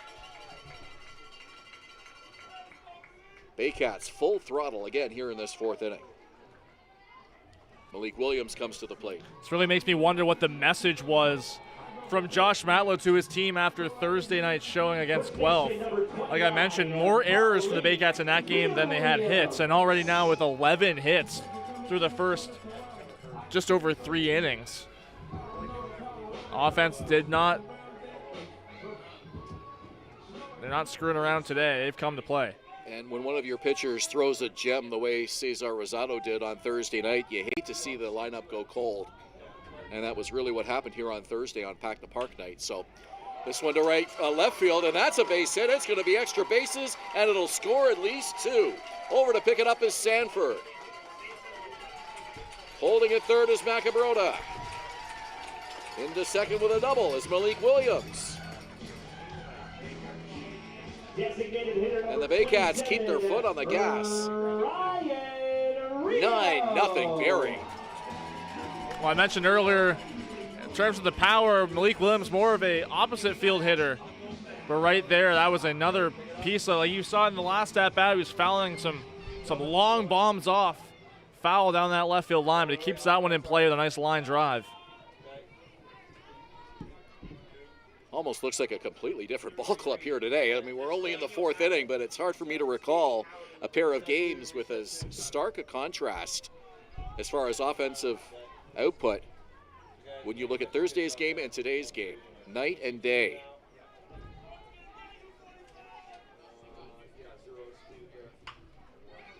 Off the end of the bat, and it's bobbled by the third baseman. The throw, not in time. Ethan Hunt still had a chance to nab Ryan Rio. Made a nice recovery after bobbling it. The base runners stay put. Well, as soon as Rio saw that ball come off his bat, it wasn't hard contact at all, and it was right to Ethan Hunt, but Hunt, just like we saw with Roy Sando in the first inning, a ball that was right to him, he couldn't gather it properly. Rio kind of hesitated a bit as he's running down the first baseline, but ends up beating it out. They're going to give an error to Hunt on the bobble.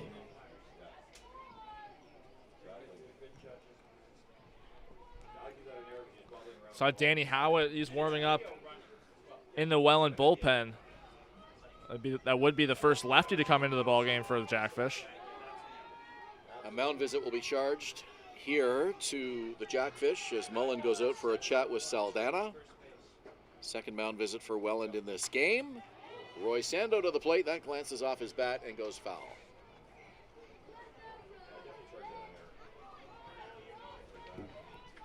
Now, when you're down by 7 runs, those are the kind of routine plays that you want to make, especially with a slower runner. Roy Sando gets hit for the 2nd time today. Hit by a pitch in the 3rd and hit in the 4th. And he was hit by Markland. Well, Josh Matlow has emerged from the dugout. Both managers out. If Brian Estrie goes over to Enrique Saldana, that looks like it's going to be it. Pitching change for the Jackfish as Estrie signals for the left-hander. Gets the baseball, and Welland will go to the bullpen once again. So Enrique Saldana's afternoon comes to an end with the Baycats on top by a score of 10-0. You're watching Baycats TV and Rogers TV in Barrie.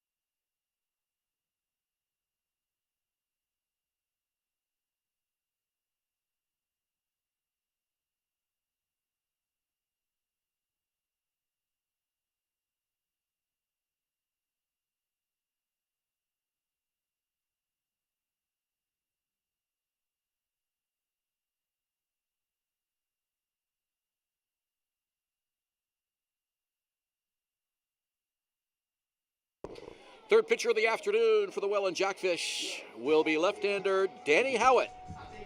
And he'll face the 9th Baycat to bat this inning, Ricky Phillips. So another bat-around inning for the Baycats, and Danny Howitt has some work to do. Still nobody out here. This will be his 14th appearance of the season. Comes in with a 3.48 ERA. One of those appearances was a start. Been used more as a reliever since coming over for the Brantford Red Sox last season. Sorry, this is the 7th Baycat to bat here in the 4th. Barrie sent 11 men to the plate in the 3rd, and we're running out of room on our scorebooks here. Overlapping innings, that's never a good thing.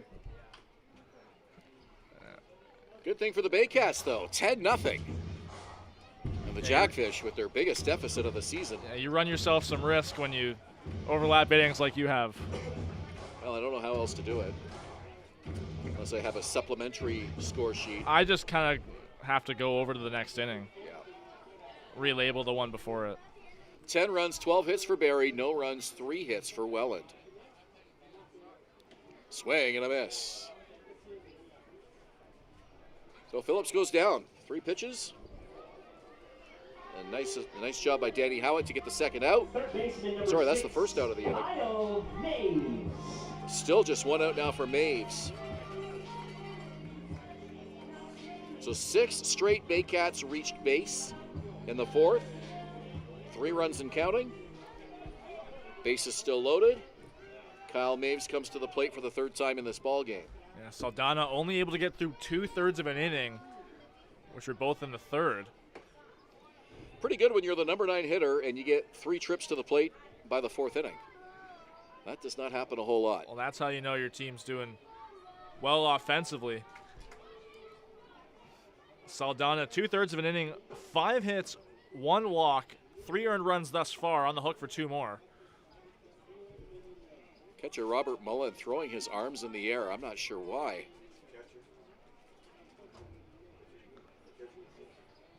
Might be a cross up there between him and Howitt.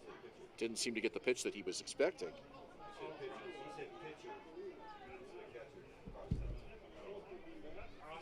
It's a 1-1 count. Howitt deals, and it bounces up to the plate. Mullen blocks that. Williams at 3rd, Rio at 2nd, Ando at 1st. Hard to explain how this Jackfish team has just struggled here this afternoon against the Baycats. And we were mentioning it off the air before we come back from the pitching change. Neither of these pitchers pitched yesterday in the All-Star game. Yeah, you can't really call it All-Star hangover. They hosted the game, but the Baycats had 8 players at that game as well. So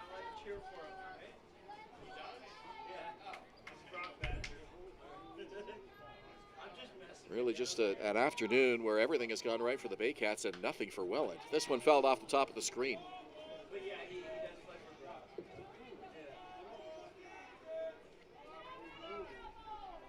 The double play in order here for the Jackfish. I'm surprised they're not playing their infield in like they had been before. I would imagine they would want to try and cut that runner down at the plate first.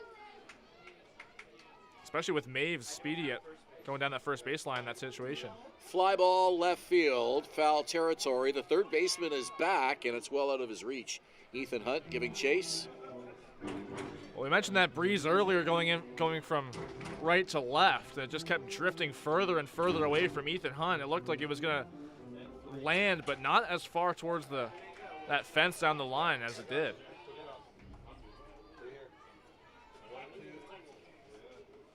Ten-run game. This Jackfish defense definitely just wants that ground ball double play to get out of this inning. Get the offense back up there again. Still a lot of baseball to play today. We're only in the 4th. Here's the pitch. Inside ball 4. 11-0 Baycats as that forces in a run. Maves aboard for the 2nd time today. Center fielder number 9, Kenny Ejo. The only Baycat who has not come to the plate in this 4th until now is Kenny Ejo. So Barrie batting around back-to-back innings.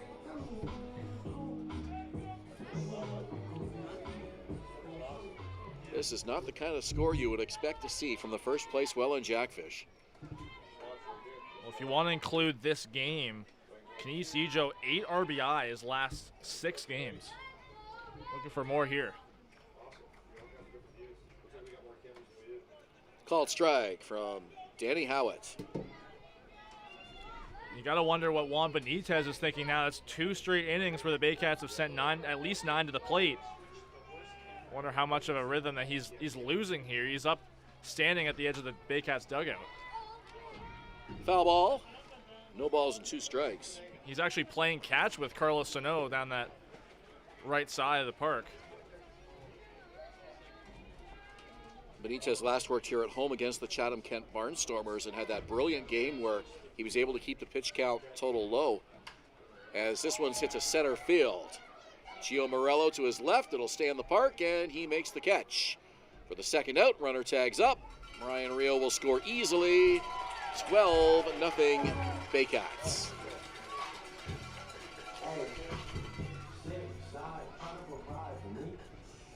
Well, the last time the Welland Jackfish played on this field, the final score was 17-1. And wouldn't it be poetic irony if that was the final score here today, the opposite way? Well, and just like that game, it got out of hand early. And from experience of calling that game, it was, you kind of knew the result before half the game was over. And it seems like we're getting to that point already.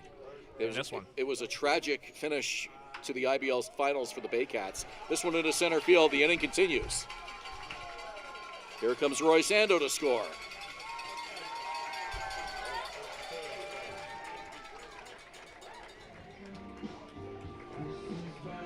The catcher, number 55. 6 in the third, 6 in the fourth. 13-0 Baycats. Well, you mentioned it. This could be poetic justice for Josh Matlow's Baycats. Make that 4 hits on the game through 4 at-bats for Brandon Hernandez. Having an incredible day thus far. A 17-1 score seems very possible to me today. I'm calling it now. 17-1. All right. What do you think? You've been pretty good with some score predictions this year. Not even just in baseball. With some of the ones you post about hockey and stuff, you got the Sports Almanac. I got one bang on in the Stanley Cup Finals between Edmonton and Florida. That was game 4. No, it's a game 4 or 5. It was a game that prolonged the series. This one gloved by the third baseman, and the throw across from Hunt to Moretto is in time, and the 4th inning mercifully comes to an end for the Welland Jackfish. Barrie on top, 13-0 as we go to the 5th. You're watching Baycats TV and Rogers TV in Barrie. 4 hits, 1 error, and The only North Barrie Market, your go-to for homemade meals, catering service, and the freshest locally sourced meat. Get ready for an unforgettable barbecue experience with Barrie Best Barbecue coming soon. All at North Barrie Market, 580 Bayfield. Moving.ca. For all your moving needs for over 35 years, Moving.ca. The original 2 men who just happen to be small, who make moving stress-free. 2 small men with big hearts moving. We always have a big heart for you at Moving.ca. The Collingwood Brewery at 10 Sanford Fleming, producing delicious lagers, ales, and seltzers since 2014. The proud home of the Baycats Brew. Check out their retail shop and tap room, and select products at the LCBO, beer store, and grocery stores. Cheers, and go Baycats! From basic to cosmetic dentistry, Smiles on Essa Dental has all your dental needs covered to knock your oral health out of the park.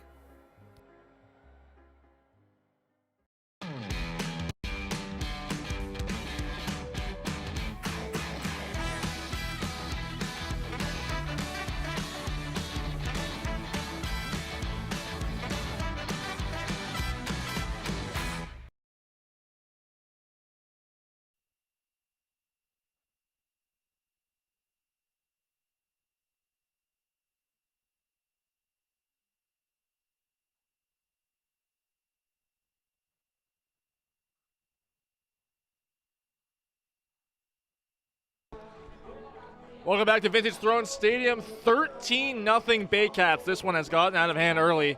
Jackfish looking to answer. It'll be Tyler Dupuis to lead it off, then Ethan Hunt, and back to the top of the order with Gio Morello. at bat for the Jackfish. Just 3 hits on the afternoon so far for the Jackfish compared to 13 for the Baycats. So So Julius going to call the 5th and 6th for us as usual. Are you comfortable? You might be on the mic for a little while today.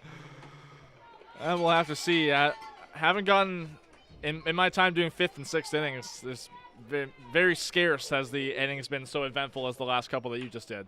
There's a line drive over the short. Brandon Hernandez has to backhand it. Gets spun around. That's going to be an infield base hit for Tyler Dupuis to lead off the 5th inning. Very tough play for Hernandez. Really all he could do is just try to backhand it and get his glove in position and hope. Looked like he kind of started to go forward on the ball, but as it kept slicing to his right, slimmer and slimmer chance of him being able to come up with that. But kept it in front of him at least. Dupuis with the lead at first. First pitch to Ethan Hunt is the ball. It's been a long time since I've called 13 runs in 4 innings. So if we continue the trend here, you'll get 6.5 runs. Oh, boy. Maybe in your 2 innings. So, I mean, that would be good. I'm ready for it. Keep you busy? Yeah. Actually, I said off mic, I mean, as much as we want Barrie to win the game and keep the foot on the gas here, I wouldn't mind a couple of clean innings just to bring my scorebook into alignment. Because right now it's an absolute mess. Well, you're organizing it different than I am. I'm just going over to the next inning. Well, that's kind of what I'm doing, but I'm overlapping, and I've already got part of my 5th filled in. So, yeah. So like I'm already into the 6th inning slot, I think. Yeah, 6th inning slot on my scorebook. So I'm kind of just going with the flow, I guess. Throw over to first from Benitez is not in time. Dive back in from Dupuis.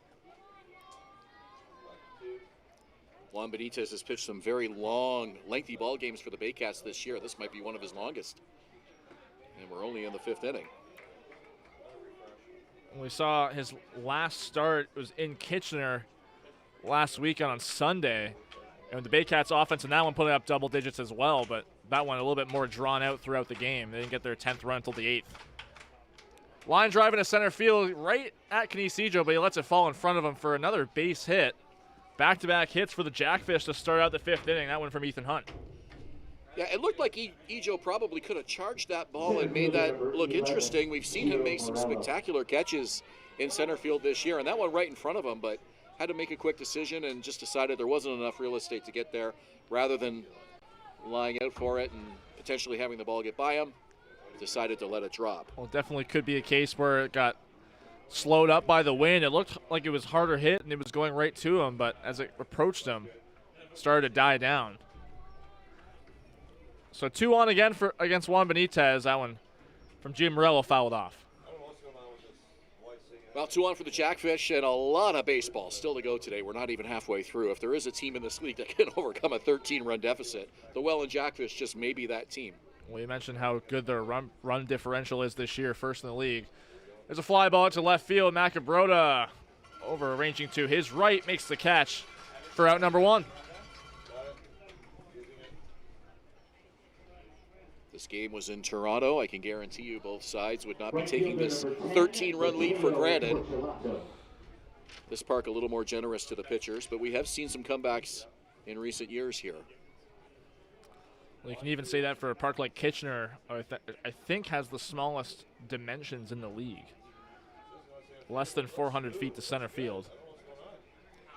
Yeah, straight away, that's definitely a home run hitter's park. Absolutely. Well, the Baycats on Sunday last week had 4.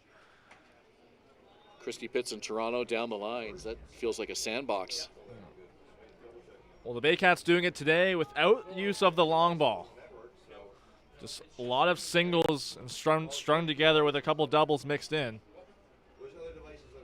1-0 pitch on the ground to second base. Roy Sando flip to Hernandez on to first, and it's not in time. Malik Williams' foot had to come off the bag to get that ball. So they get the fielder's choice. Now runners on the corners. That'll bring up Jake Sanford. Williams' foot came off the bag, but then he landed back on it again, and I thought he might have tapped that with his toe in time to beat the runner, but the umpire at first base saying no. But a couple of calls, very close calls at first base with Malik Williams. He got one in his favor earlier in this game. I'll bring up Jake Sanford. He's reached both times he's been up. There's another ground ball to second base. Ranging over is Ando. The flip to second is not in time. One run will score for the Jackfish. Dupuis crossing home plate.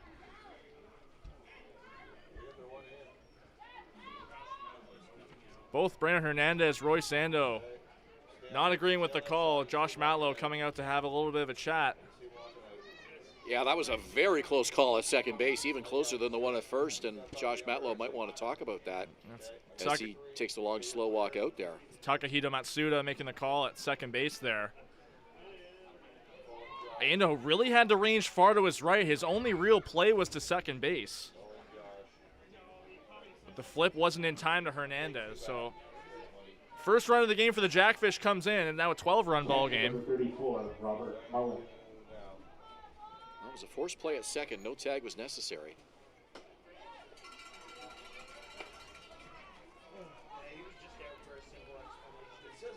Sometimes those flip plays at second base can be a little bit tougher for the umpire because they're trained to listen for the ball in the glove.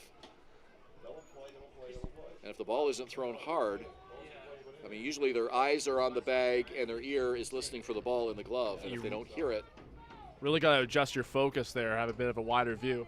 1-1 pitch on the ground to short, bounding right to Hernandez. That one on to second is in time.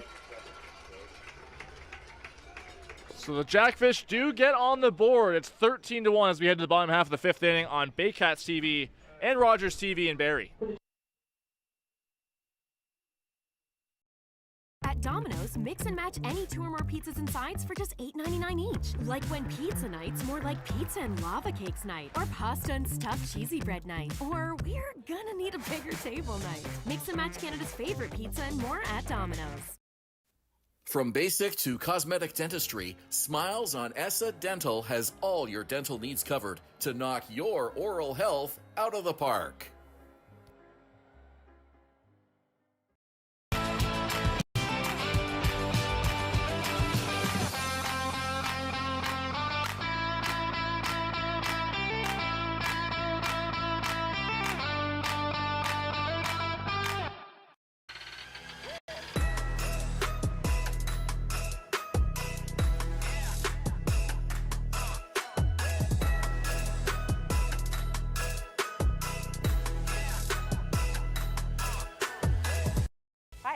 Fans from Hern and Barrie Chrysler Dodge Jeep Ram. This year, we are the community partners of the Barrie Baycats. Community is near and dear to our hearts here at the dealerships and one of our core values, so we can support local and shop local.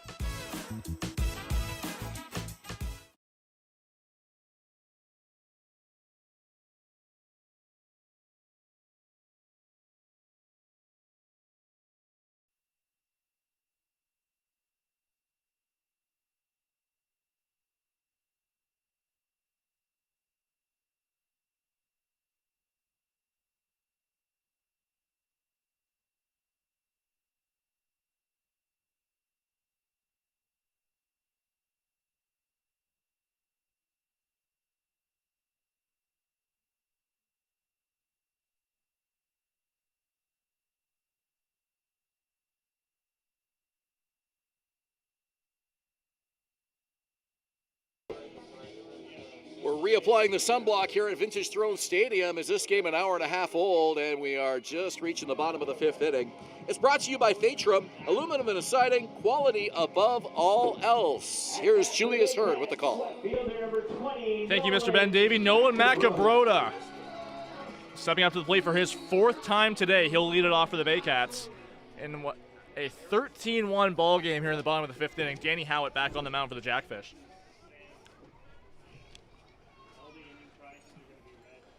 First pitch from Howitt is lined into center field, but right at Gio Morello for out number one. One pitch, one out.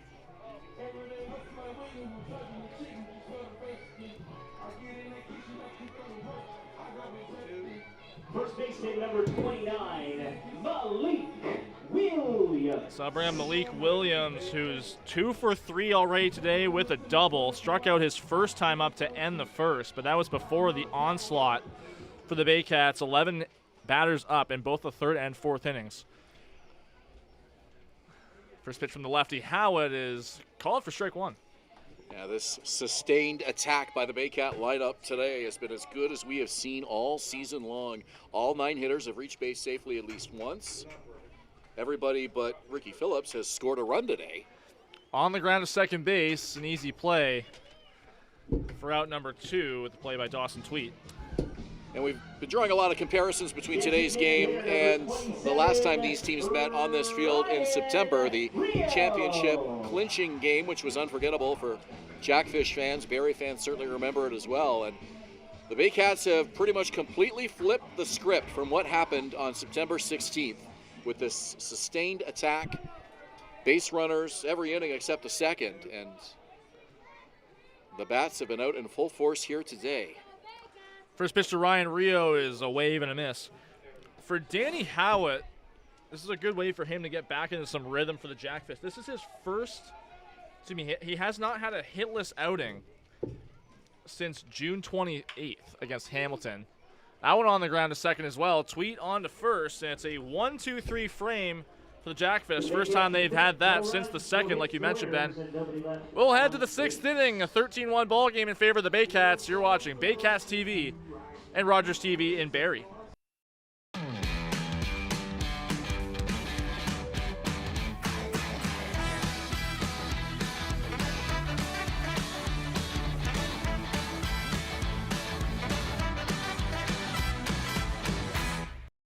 Danielle May Real Estate, supporting the Barrie Baycats and ready to help with all of your real estate questions. What is your home worth? Should you sell now or wait? Danielle is dedicated to your success. The next time you think real estate, think Danielle May. From basic to cosmetic dentistry, Smiles on Essa Dental has all your dental needs covered to knock your oral health out of the park.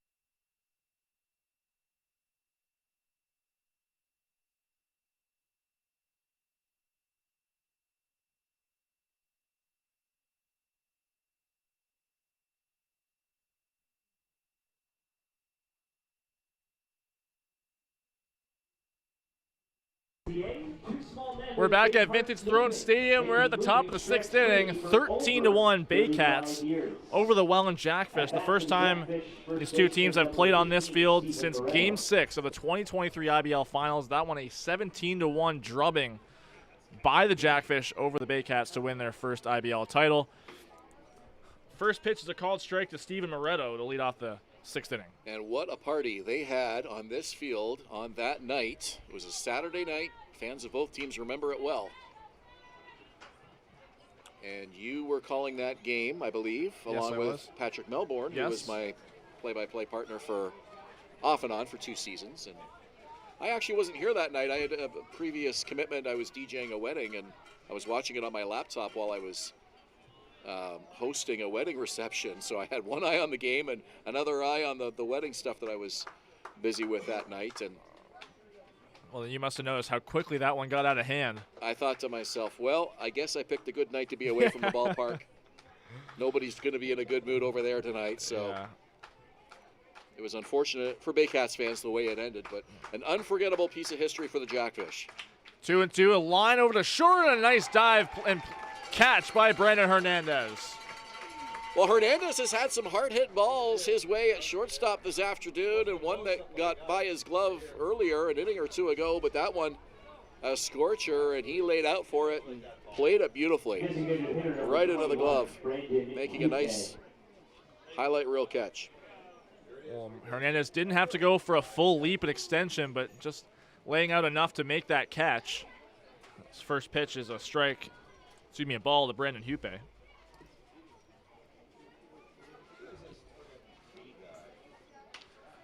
Popped up, playable on the infield. Malik Williams has the beat on it and calls everyone off to make the catch. 2 quick outs for Juan Benitez in his 6th inning of work. And he's really been putting in some quality starts this season since getting back into the starting rotation. I'd seen some bullpen time earlier this year. Has a couple saves to his record already this year.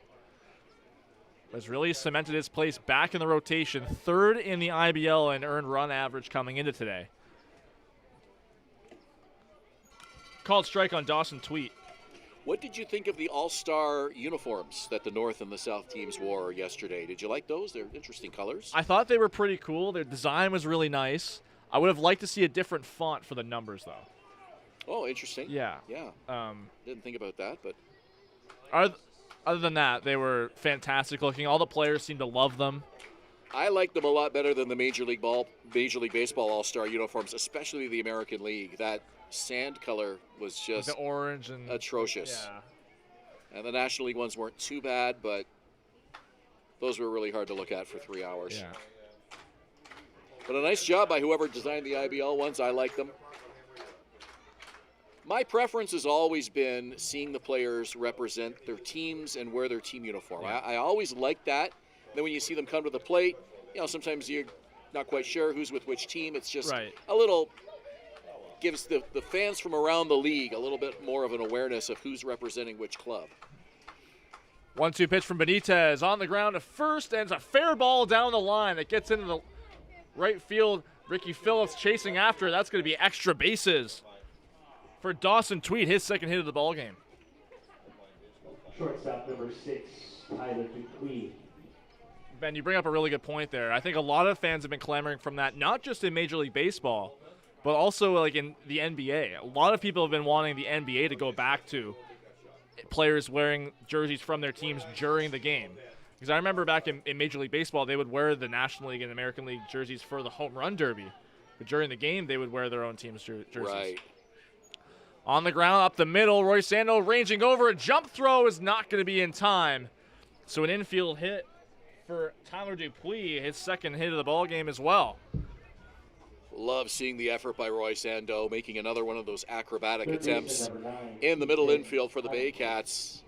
Nobody could have made that throw, though. Dupuis with great speed. Seen that a lot. Roy Sando really having to range over to his right on a few different plays today. Tweet moves over to third from second, so runners on the corners with 2 out for the number 9 hitter, Ethan Hunt. First pitch is strike. So 2 quick outs for Benitez, but then 2 hits consecutively to keep this inning alive. That one up and in.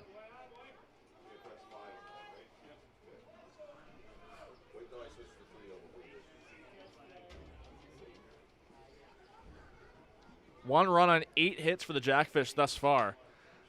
Little bloop out to right field, and it's going to drop in front of Ricky Phillips. Tweet comes in to score. The ball gets past Phillips a little bit, but doesn't have to go too far to grab it again. So runners on the corners again. It's now a 13-2 game.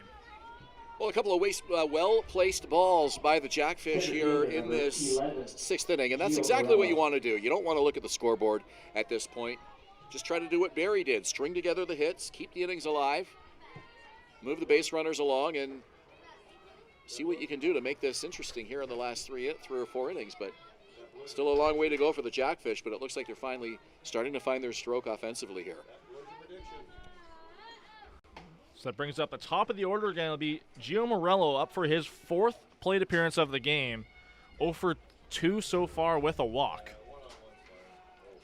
He was thrown out at home plate by Kenice Ejo to end the 3rd inning, which for the time being kept the Jackfish off the scoreboard. But this has been if you just look at the hit totals, 13 and 9. It's been an offensive slugfest thus far today. Ground ball, Benitez chasing after it. It's off to his glove. Ando tries to get to it. Morello's going to beat it out. Another run will score. So make that 13-3. Benitez really had a chance to end the inning there, but couldn't quite grasp it. It's off his glove. Right fielder number 10. And looks like it's going to be an infield hit for Morello. Well, Benitez, one of the better fielding pitchers in the Intercounty Baseball League. We've seen him make some great plays defensively coming off that mound this season. That one looked like he had a really good chance at. He was going the right direction to the first base side of the mound and just had it skip off his glove.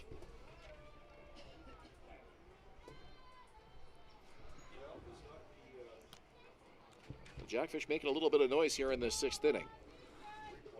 So here's Mateo Porcelato, yesterday's All-Star Game MVP.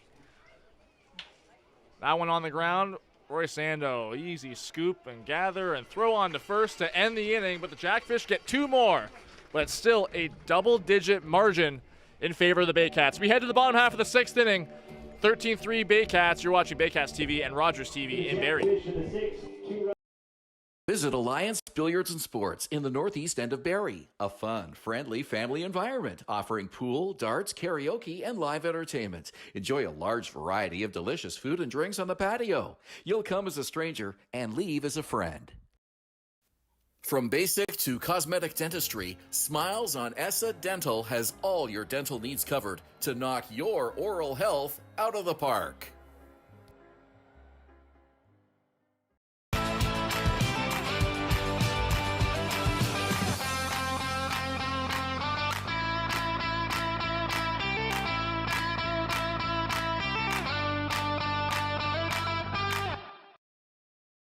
BarrieToday.com. Local news, weather, Baycat scores, and more. BarrieToday.com. Your community, your news.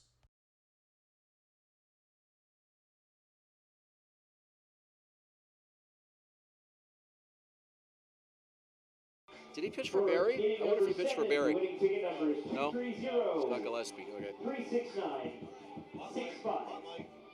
And for any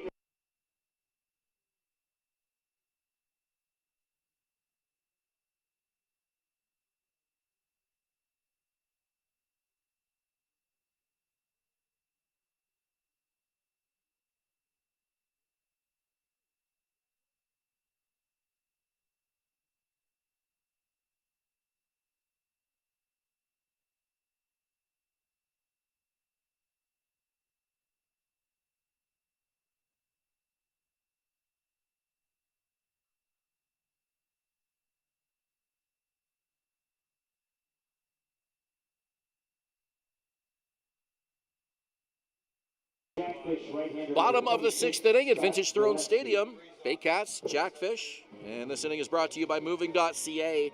2 small men with big hearts moving, making moving stress-free for over 35 years. second baseman number 7, Royce Ando. Baycats up 10 on the Welland Jackfish as we enter the bottom of the 6th inning. Roy Sando to lead it off. Couple changes for the Welland Jackfish. Defensively, you see Grayson Barrett over at first base. Meanwhile, on the mound, Scott Gillespie will take over for Danny Howitt.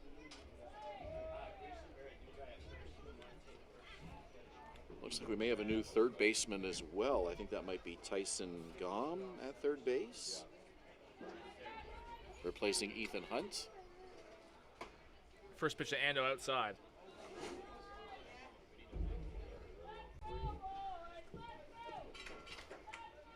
Yeah, Tyson Gom is also in the game at third base. You're right, Ben. Cut and a miss from Ando. Really trying to put some power into that stroke there. At this point, I think Roy Sando will be happy with anything other than getting hit by a pitch. 0 for 1, had been hit by a pitch twice, both by Enrique Saldana. He was the first and last hitter he faced in this game, and another big swing there from Ando. Well, that's interesting. Once in the third, once in the fourth. I didn't realize it was the first and the final batter for him.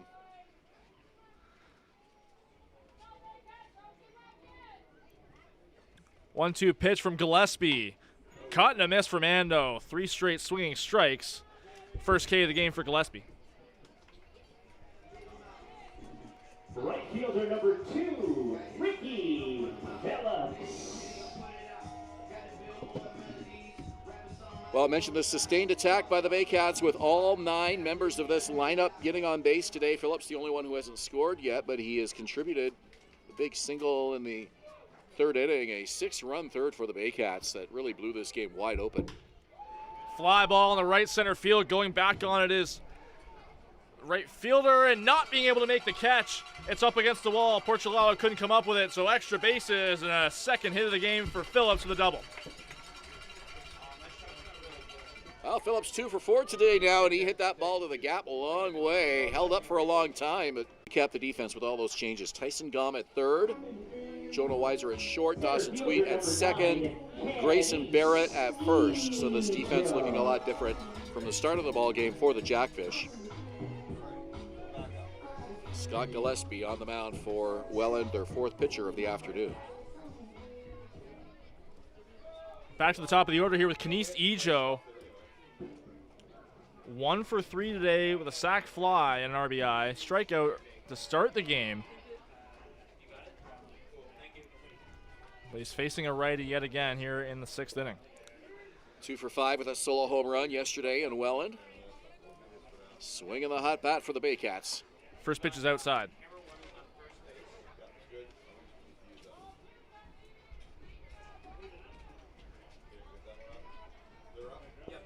I guess my 17-1 score isn't going to happen today. Well, we never know. There's still a lot of game to play. It's 3 more innings after this one. Three on the board for the Jackfish now. So, but you still could see the Baycats hit 17. You never know. 17 runs, yeah, won't be the exact match, but or maybe a 16-run win. So maybe 19-3 then. Yeah. But anyways. Still lots of game left. 2 out here in the bottom of the 6th. Phillips lead off second. 2-0 pitch to Ejo. Popped up. High in the air. Foul territory. Over to make the play is the catcher. It's not Robert Mullen. It's another catcher in the game. It's Greg Marco making the catch there. Catcher to end the inning. We will head to the 7th inning. It's a 13-3 game in favor of the Baycats. Ben Davy back on the mic to call the rest of the game for you on Baycats TV and Rogers TV in Barrie. Hi, I'm Chrissy Fans from Forner Chrysler and Barrie Chrysler Dodge Jeep Ram. This year, we are the community partners of the Barrie Baycats. Community is near and dear to our hearts here at the dealerships and one of our core values, so we can support local and shop local.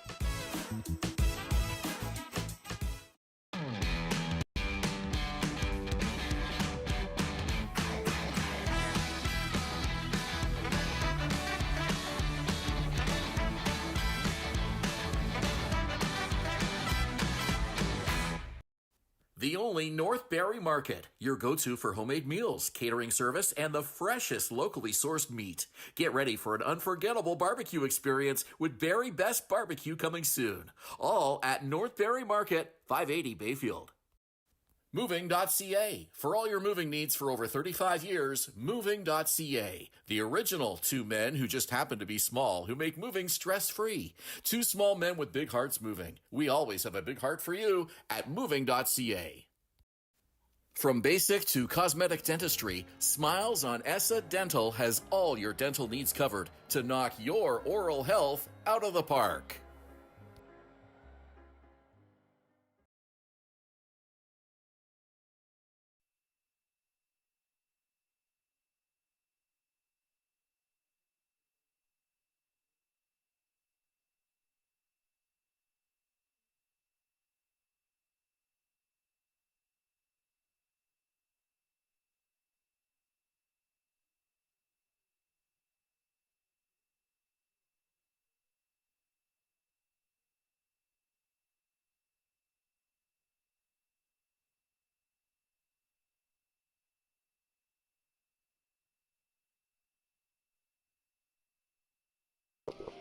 Top of the 7th inning at Vintage Throne Stadium, and the Baycats on top by 10. It's Barrie 13, Welland 3. Jackfish making defensive changes in the bottom of the 6th. Barrie making defensive substitutions here in the top of the 7th. Yeah, James Anderson in the game in left field now. He'll take over the spot in a lineup by Malik Williams, so they'll move Noah Macabrota over to first base. So that leaves only one more man off the bench for the Baycats position player-wise, but a new pitcher in the game as well is Ryan Lacasse taking over for Juan Benitez. Lacasse will make his 9th appearance of the season, all in relief, 12-plus innings of work, 7 strikeouts, 6 walks. ERA has been sparkling all season, and it's up to 2.91 now, but he's done a great job in middle relief innings for the Baycats this season. He took over for Adam Kahn on Thursday in that 5-0 loss against the Guelph Royals. Finished out the rest of the game there. That goes flying against the screen out of the hands of Sanford. Unfortunately, nobody's standing over there. And Lacasse going 2 1/3 in that game, giving up 1 unearned run, 2 hits, a walk, and 2 strikeouts. So really effectively closing out that game, and what was a disappointing offensive showing for the Baycats. But that 5-run 7th inning was the kiss of death for the Barrie Baycats. Sanford reapplies some sticky stuff to the bat handle, and he'll dig in as Lacasse gets set for the 2-1 pitch. Here it comes. And it's low ball 3. That was an unfortunate 7th inning for Adam Kahn, making his season debut. Got 2 quick strikeouts, looked pretty good. And then the wheels just came off. Ryan Lacasse had to come on to try to put out the fire. By that time, the score was 5-0. This one picked up by Ando. The throw to first, it's just in time for the out. Boy, Royce Ando has covered a lot of real estate both directions this afternoon. That one ranging to his left to pick up that roller. It's kind of funny how that error that Ando had in the first inning was a ball that was hit right to him. But all these plays that he's had to range over so far in either direction, he's been able to make and get it over to first base in time. Really great work by the former Michigan State Spartan. You make plays like those, and you really wish you could have those easier ones back, but full marks to Royce Ando today. It's been a tough afternoon for him. He's been hit twice at the plate. This one to shallow left field. And the catch is made by James Anderson. 2 out in the inning. First baseman number 24, Grayson Barrett. Well, most of this sun-soaked crowd still here today. Despite a 10-run Barrie lead, they're enjoying this score and this beautiful afternoon of baseball here at Vintage Throne Stadium. And the crowd's sticking around as well. They want to see Baycats close out this. Will potentially be a big win. A few more innings left to go. None of them want to be sitting on Highway 400 right now heading home, so they don't mind how long this game goes if the Baycats are going to keep pouring on some runs. Steve Moretto is at the plate. Count to him, 1 ball, 1 strike. Sorry, it's a substitution for Grayson Barrett. The Jackfish, with Barrett taking over for Moretto. Barrett has been an incredible hitter so far for the Jackfish this season. Kind of a young stud if you want to give him that kind of title. First appearance of the afternoon. Waggles the bat, pitch from Lacasse, and it's a high fly ball to center field. Ejo camped under it, and he makes the catch. Ryan Lacasse gets a 3-up, 3-down 7th. It's stretch time here at Vintage Throne Stadium. You're watching Baycats TV and Rogers TV Barrie. The Jackfish in the 7th.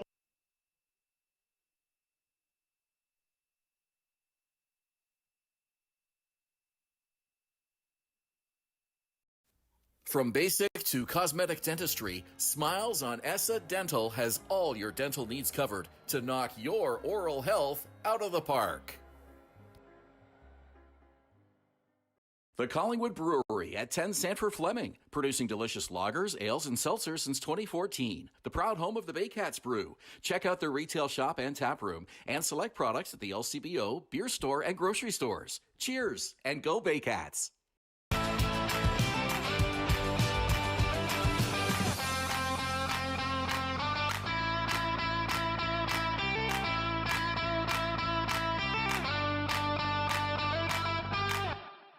Domino's, mix and match any 2 or more pizzas and sides for just $8.99 each. Like when pizza night's more like pizza and lava cakes night, or pasta and stuffed cheesy bread night, or we're gonna need a bigger table night. Mix and match Canada's favorite pizza and more at Domino's.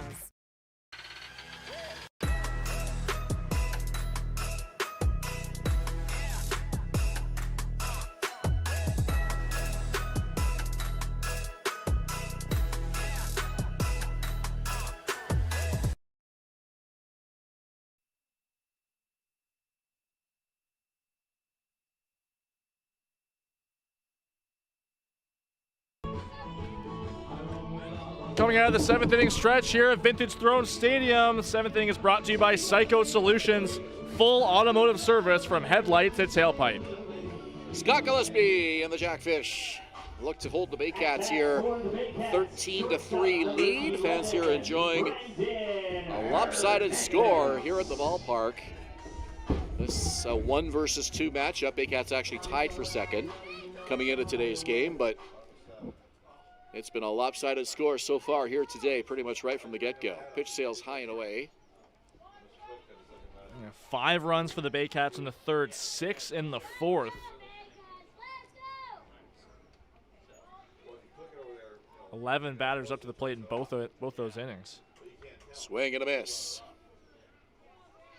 Brandon Hernandez, Hayden Jaco, Nolan Macabroda will bat for Barrie here in the bottom of the 7th inning. Hernandez looking for his 5th hit of the game, already 4 for 4 with 3 runs scored. What a day. He's hit the ball hard, too.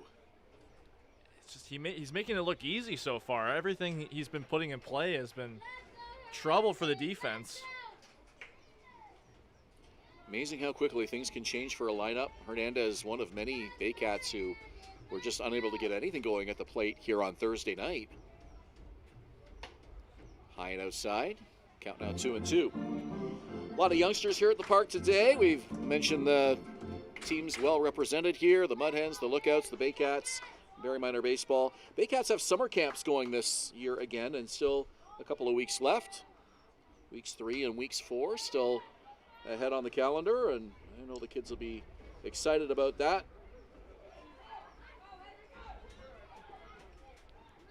You can still register if you want for those, I believe, on the Baycats website, barriebaycats.com. 2 balls, 2 strikes.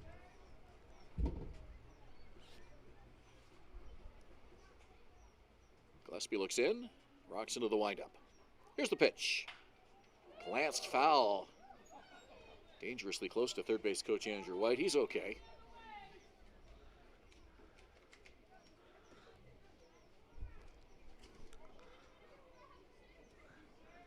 See Caleb Flairstake warming in the Welland bullpen. Mike Mueller running down there as well. I think he's just retrieving the ball. This one hits the center field. It drops for a base hit. Have a day, Brandon Hernandez. A double and 4 singles. I got that right? Absolutely. What a game. 3 runs scored. In his short time with the Baycats, he's put together a 3-hit game, a 4-hit game, and now a 5-hit game. And with the way the Baycats are swinging the bat today, you never know. He might be up for a 6th time.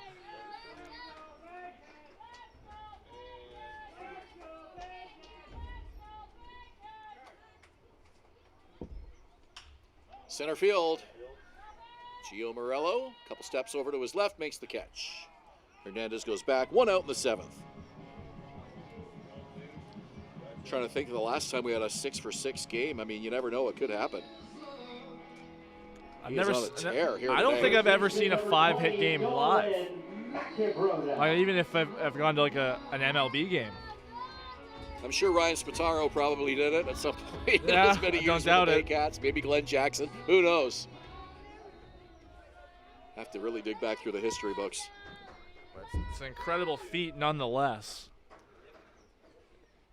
Very rare you see a player go 5 for 5. Our friend Tim Clark probably has that info at his fingertips if he's watching today.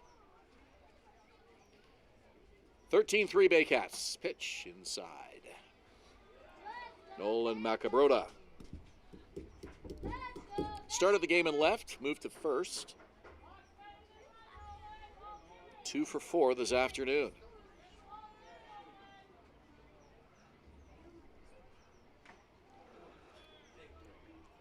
Fouls it off. Oh, that was a home run cut of home run cuts. He hit one yesterday in the All-Star game, and that one went a long way. Imagine if he made contact with that one. 1 ball, 1 strike. Here's the pitch on the way from Gillespie. And it's a 2-1 count. Flairstake no longer throwing in the Welland bullpen. The one thing we absolutely love about these Welland Road uniforms is that you can't miss those numbers on the back. Those are hockey-sized numbers, which make it very easy for us to see who's warming up. Swing and a miss. Macabrota going for the fences. Why not in a 10-run game? I see Brad Grieveson. He's throwing in the Barrie bullpen. This would be a great opportunity for him to get back on track should he get into the ball game. I think anybody would love to be on that mound with a 10-run lead. Foul territory, no chance. It's behind the stands. 2 balls, 2 strikes.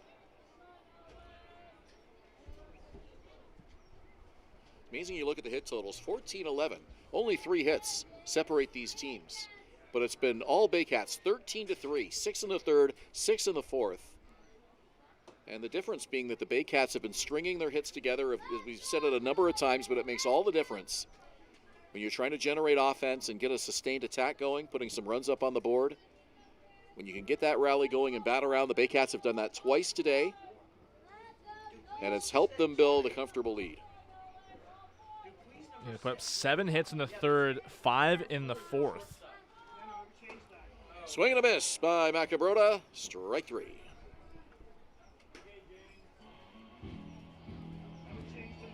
Left fielder number 34, James Anderson.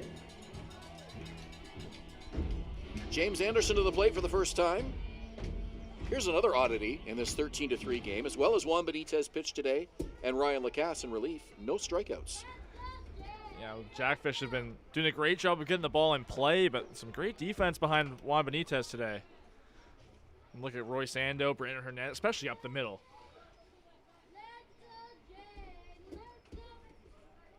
So it doesn't look like these fans will be getting their free French fries today.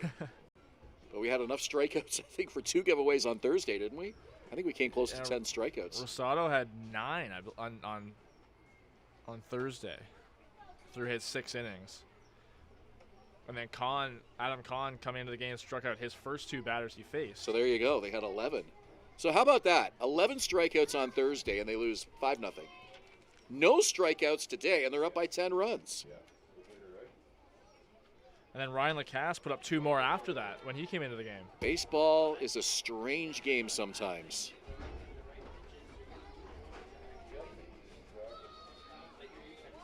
You could watch a lifetime of baseball and probably never see 2 games like that again. Well, that must be a big plus for Brian Essery if you want to take away a positive from this game. Making contact, getting the hits, but down by 10 here in the bottom of the 7th inning. Baycats looking to add more. James Anderson at the plate. 1-2 the count, 2 out. Yeah, 11 of the Jackfish's outs at the plate have been in the air. Fly balls, pop-ups, line drives. A couple of them were pretty deep fly balls, too. This one to left field. It'll drop.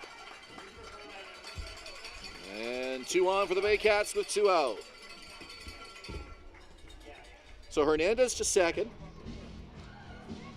James Anderson aboard. Anderson looked like he almost got jammed with it, kind of muscled it out just enough to get past Tyson Gom at third base there. 47, Brad McQuinn. This will be Brad McQuinn's first plate appearance of the afternoon. So he is the DH in place of Ryan Rio.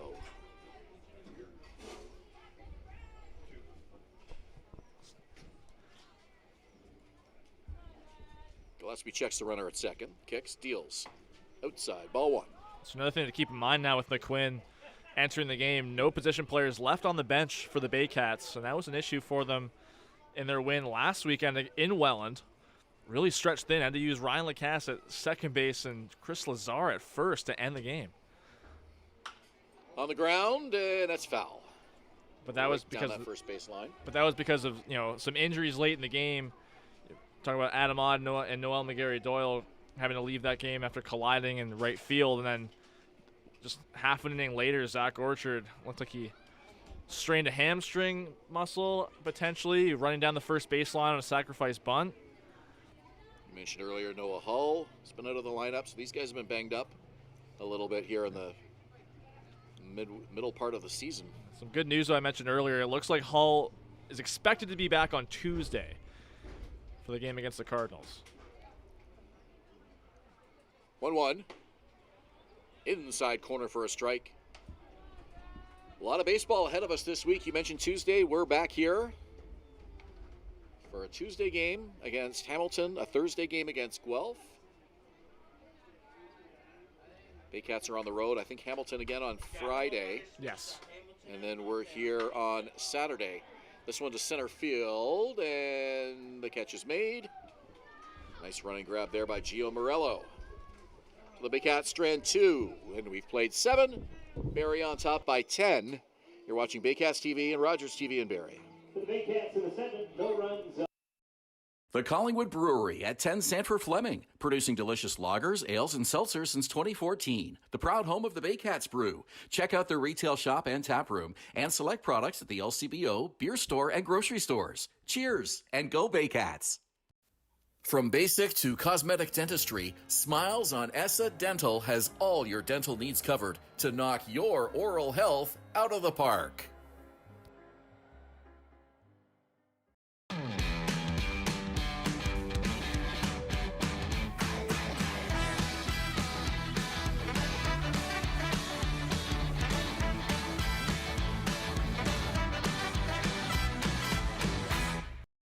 Danielle May Real Estate, supporting the Barrie Baycats and ready to help with all of your real estate questions. What is your home worth? Should you sell now or wait?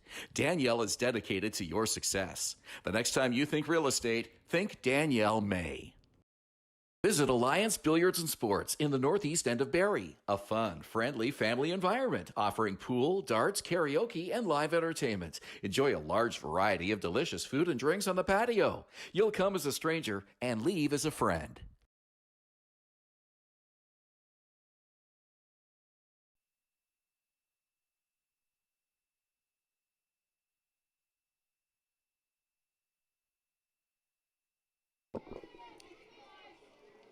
Eighth inning ahead here at Vintage Throne Stadium. Baycats go to the bullpen for their third pitcher of the afternoon. It'll be veteran right-hander Brad Grieveson. Yeah, Brad Grieveson. This is a great opportunity for him to kind of get back into a rhythm. He was really used as more of a closer type last year, but has struggled a little bit throughout the 2024 season. This is his 9th appearance of the season, comes in 1-1 with a 10 even ERA. But his last outing, 2 innings at Toronto at Christie Pitts. 1 earned run on 1 hit, 1 walk, 1 strikeout. And honestly, that run really wasn't his fault. It looked like there's a play at second base, a wide throw. Could have been charged in error, but it wasn't. But up 10 runs, great opportunity for Brad Grieveson to regain some confidence that he had last year, being more of a high leverage role. Brad, not an original Baycat, but pretty close to it. He has been with this organization now for 2 stints, much like his manager, Josh Matlow. Both of them were a part of the 2005 Baycat team that won the first championship for the franchise. Just their 4th year of existence. This one hit weakly to the shortstop. Brandon Hernandez gloves that on the run, 1 away. And you look back at some of the accolades that Brad Grieveson accumulated. His first stint with the Baycats, 2002 IBL Rookie of the Year. It was I think he was a Pitcher of the year after. It's an incredible career for a 44-year-old. Dawson Tweet at the plate for the 4th time. Tweet, the only remaining infielder from the starting lineup that began this game. Hits this one to center field and it's through between short and second. Base hit for Tweet. 3rd time today he's reached base.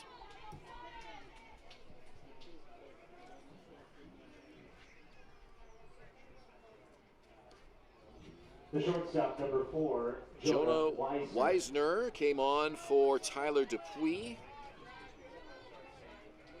This lopsided score, Brian Essery going to the bench here, and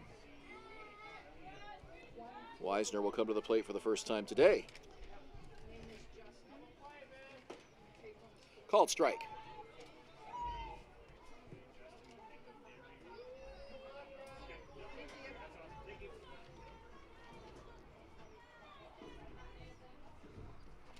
Grievous and deals. And it's outside. 1-1 the count. Wisner, an IBL rookie from Mission, British Columbia. Actually, quite a few guys in the Jackfish roster that are from Canada, but outside of Ontario. They have done an outstanding job recruiting in recent years, building a championship team that won their first in franchise history in 2023. Looking to get back to it again here in the 2024 season, and off to a great start in the first half. This one hit hard and through into right field. The relay is cut off by Roy Sando. 2 base runners now for Welland with 1 out in the inning. Back-to-back singles. That ball was hit so hard. It looked like Dawson Tweet. He was taking a lead at first base, and he kind of hesitated a little bit. He had to kind of duck and make sure that wasn't going to hit him. Yeah, he would have been out if it hit him, but definitely could have been dangerous for him, but safely over at second now. Tyson Gome to the plate for the first time. So some of these bench players really getting a good opportunity here to make an impact in the late innings of a lopsided game.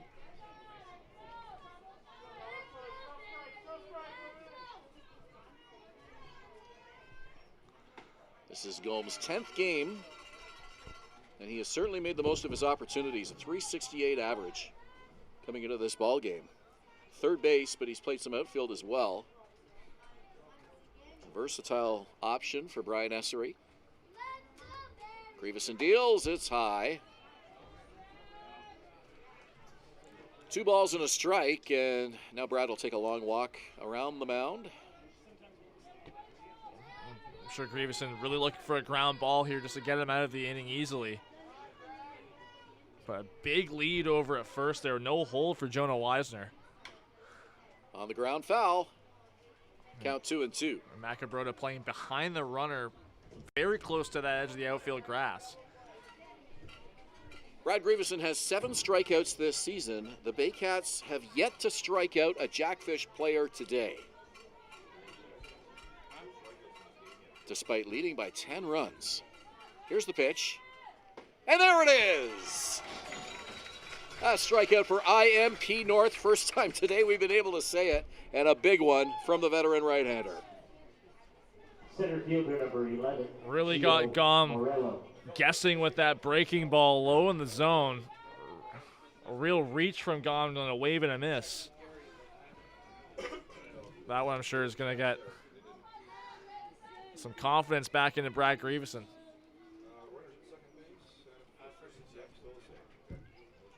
I know one thing Brad was exceptionally proud of last year was his low walk total, just 5 walks in 32 innings of work. And at least I think 2 or 3 of those were intentional walks. But we've seen it from him last year and even a bit this year. He's been so confident in pitching with runners on base behind him. This one hit to center field. Canisijo has to make a long run over to his right, reaches up, makes the catch. And that'll do it. Jackfish strand 2 in the 8th. Brad Grieveson gets the Baycats off the field. 13-3 Barrie. We go to the bottom of the 8th. You're watching Rogers TV and Baycats TV.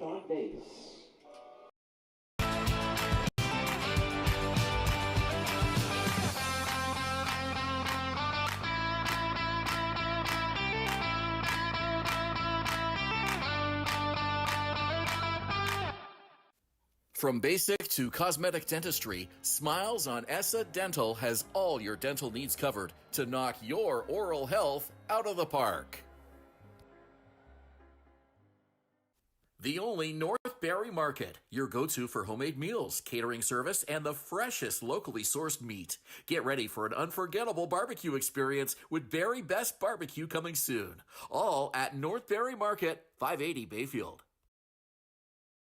BarrieToday.com. Local news, weather, Baycat scores, and more. BarrieToday.com. Your community, your news.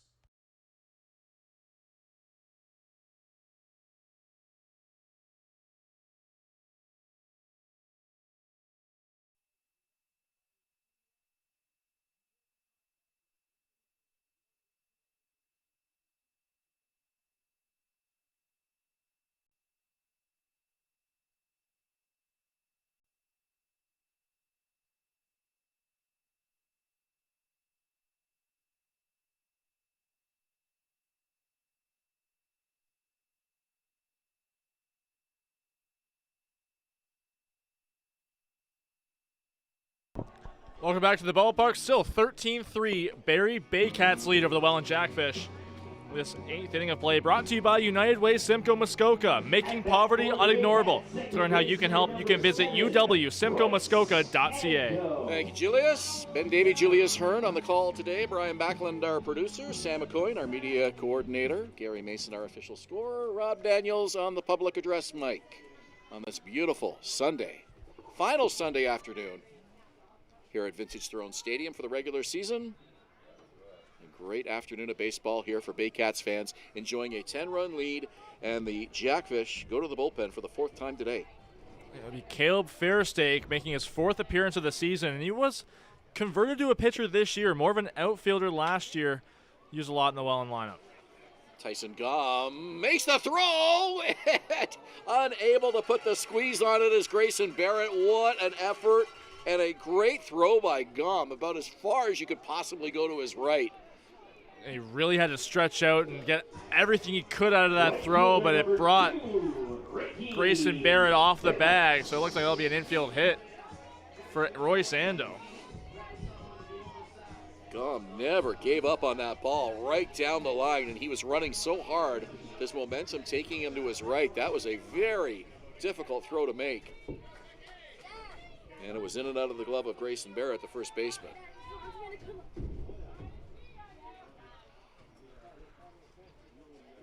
First hit of the game for Roy Sando, 3rd time he's reached base. Ricky Phillips showing bunt. It's off the top of his bat and against the screen. Well, no hold at first base from Barrett. He's kind of letting Roy Sando take as kind of big of a lead as he's given.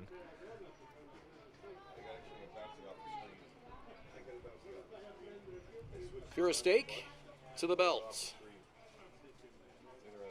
Here comes the 0-1. Called strike. 10-run game. It will not be a small strike zone here in these late innings, that's for sure.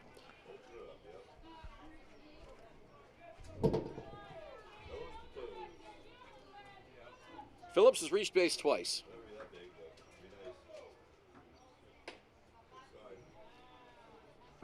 One and two the count. Carlos Sano is warming in the Baycats bullpen. Doesn't seem like a situation where they're going to need him as a closer, but good to get the work in for him nonetheless. Off the glove of the catcher, Greg Marco, and up 90 feet goes Roy Sando. Well, the Baycats are off tomorrow. Tomorrow's Monday, so no IBL action, at least no scheduled IBL action tomorrow. I'm not sure if there's any makeup games, but Baycats have a very busy week ahead of them. Tuesday and Thursday here at Vintage Throne Stadium, a Friday on the road, back here Saturday. A high pop-up over near the Barrie dugout, and it's out of play. Not very often you have 4 home games in 1 week, but that is the case. If you consider the week Sunday through Saturday, we've got 4 games here at Vintage Throne Stadium with a Friday game in Hamilton between the 3rd and the 4th game, so busier even than a playoff schedule where teams alternate home and road typically.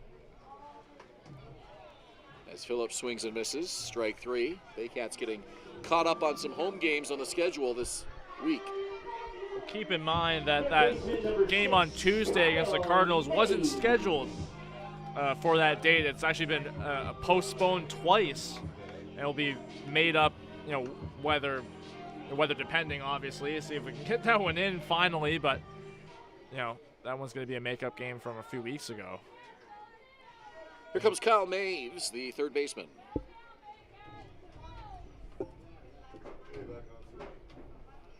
Runner at second, 1 out. Fairstake looks at Ando. Now kicks and deals. Called strike.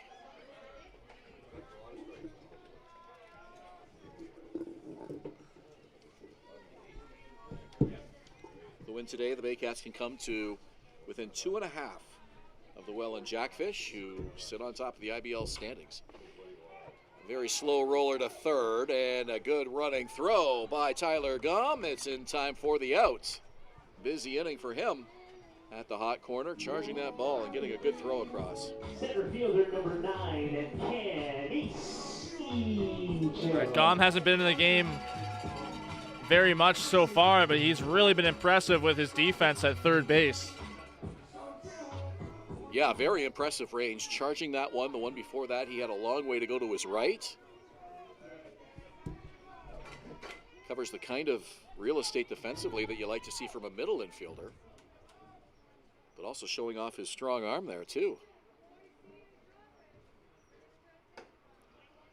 First pitch is up at the eyes of Canisijo. Ejo today coming to the plate for the 6th time. He's only reached base once.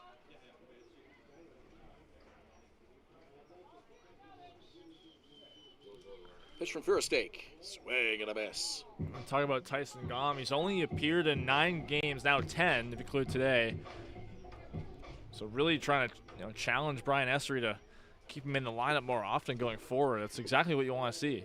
Well, if that's the kind of defense that he brings to the field, and we looked at the average 368 through 9 games, there's a guy that you'd like to have in your lineup as much as possible. He can play outfield and third base, we know that, so certainly some opportunities for him to get his playing time in.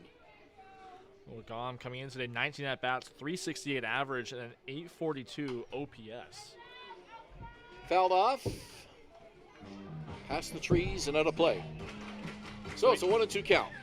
So he has been impressive in limited time, but again, still a small sample size, but defense is another factor. Some next level defense from him in this 8th inning. 1-2 from Furstake, and it's a high fly ball, shallow, right center. It'll be the right fielder taking that, Mateo Porcelato. That'll do it for the Baycats. They strand a runner. We've played 8. Top of the 9th we go. Barrie on top, 13-3. You're watching Baycats TV and Rogers TV Barrie. No errors and 1 left on base.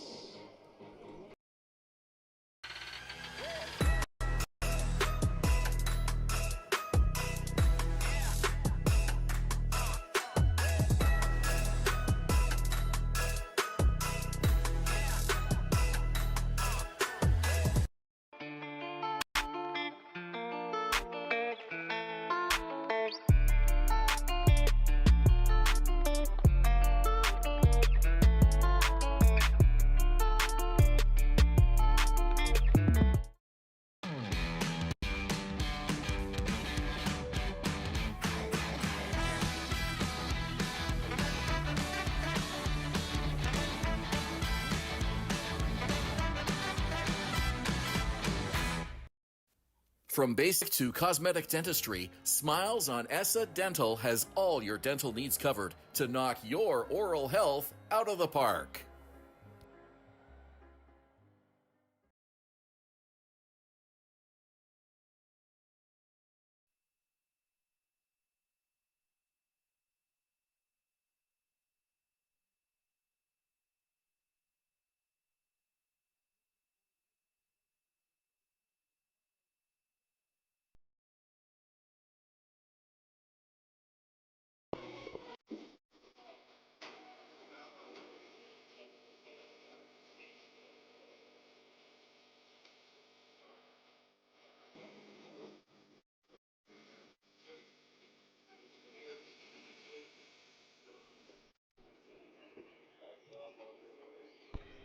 Welcome back to Vintage Throne Stadium. Last chance for the Welland Jackfish, down 13-3. In this 9th inning of play, once again brought to you by United Way Simcoe Muskoka, making poverty unignorable. To learn how you can help, you can visit uwsimcoemuskoka.ca.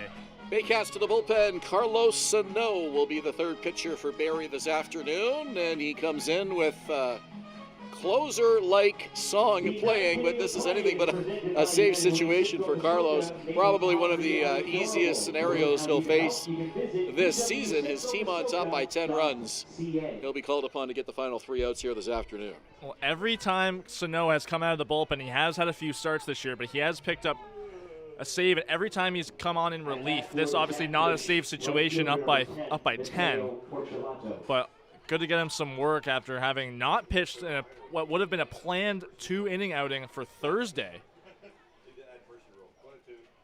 Well, let's hope that safe situation streak comes to an end today and he can just get 3 quick outs. Swing and a miss. But you mentioned the music. I think for Jackfish fans at home, they know that as Davy Mendez's walkout song coming out of the bullpen. So I think it's, I wouldn't say ironic, but I had a laugh about it. It's pretty funny. I thought maybe Edwin Diaz was here today. Yeah, exactly. I think there might be a few closers using that. I'm not sure. Are there anybody else in Major League Baseball using that? I seem to hear it a lot. I mean, it's a great closing song. There's no doubt about it. It's definitely become the kind of the cliche now. I know right? the Minnesota Twins have like an epic entrance song for their closer as well. It's not that one. I can't recall what it is off the top of my head, but they do the flashing lights and the, Jordan Romano had that when he's healthy with the Blue Jays. They have the lights go down for him. Mariano Rivera, when he was pitching for the Yankees, that Enter Sandman, iconic for him. 10-run lead here, 13-3. Carlos Sano. Pitch on the way. Portulato hits it to center field. Straight away, Canisijo makes the catch. Boy, he has had a busy day in center field. Left fielder number 13, Jake Sanford. That's Canisijo's 7th putout. Yeah, I have 7 as well.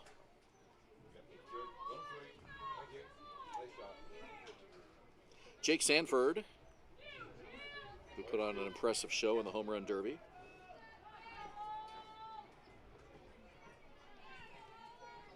These Jackfish look pretty loose for a team down by 10 runs. They know it's a long season. A loss is a loss. You put this behind you as quickly as possible and then get right back at it. And they know what they're capable of.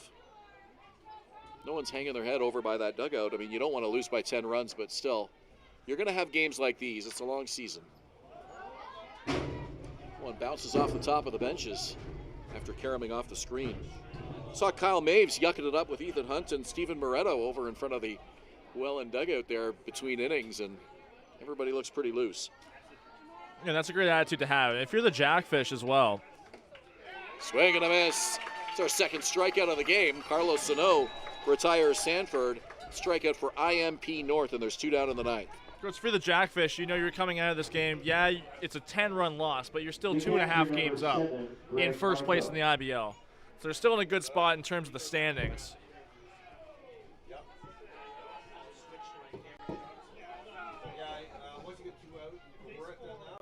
So 2 outs in the 9th. Carlos Sano will try to finish it off here. Here's the pitch. It's a called strike. It really looks to me like Carlos Sano is really being, groomed to be the closer for the Barrie Baycats throughout the rest of the year.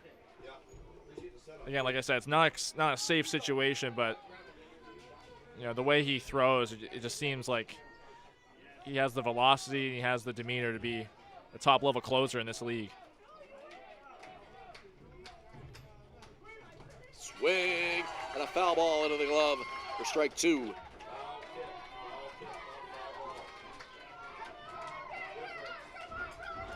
Carlos Sano, a strike away.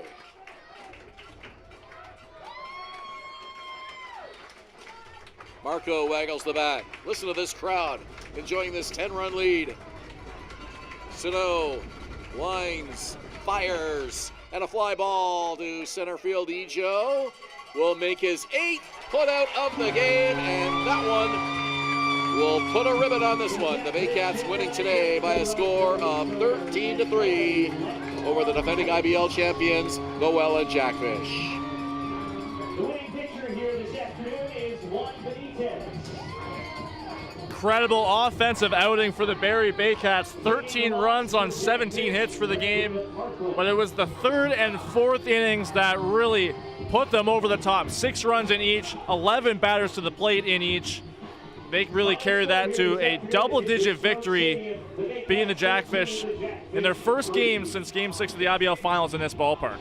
So the Baycats lead the season series over Welland 2-1, and possible postseason matchup again this year. Who knows? These two teams play playoff-like baseball every time we see them, and the Baycats fans enjoying a comfortable Baycat win here today at Vintage Throne Stadium. We're back Tuesday night when the Hamilton Cardinals are in town. Dylan Quinn will join me for the call. We hope that you can join us here on Baycats TV and Rogers TV in Barrie, or better yet, grab some tickets, come on out to the ballpark. Get those on our website at barriebaycats.com. For Julius Hern and our Baycats TV crew, I'm Ben Davy. Enjoy your Sunday night. Thanks for watching.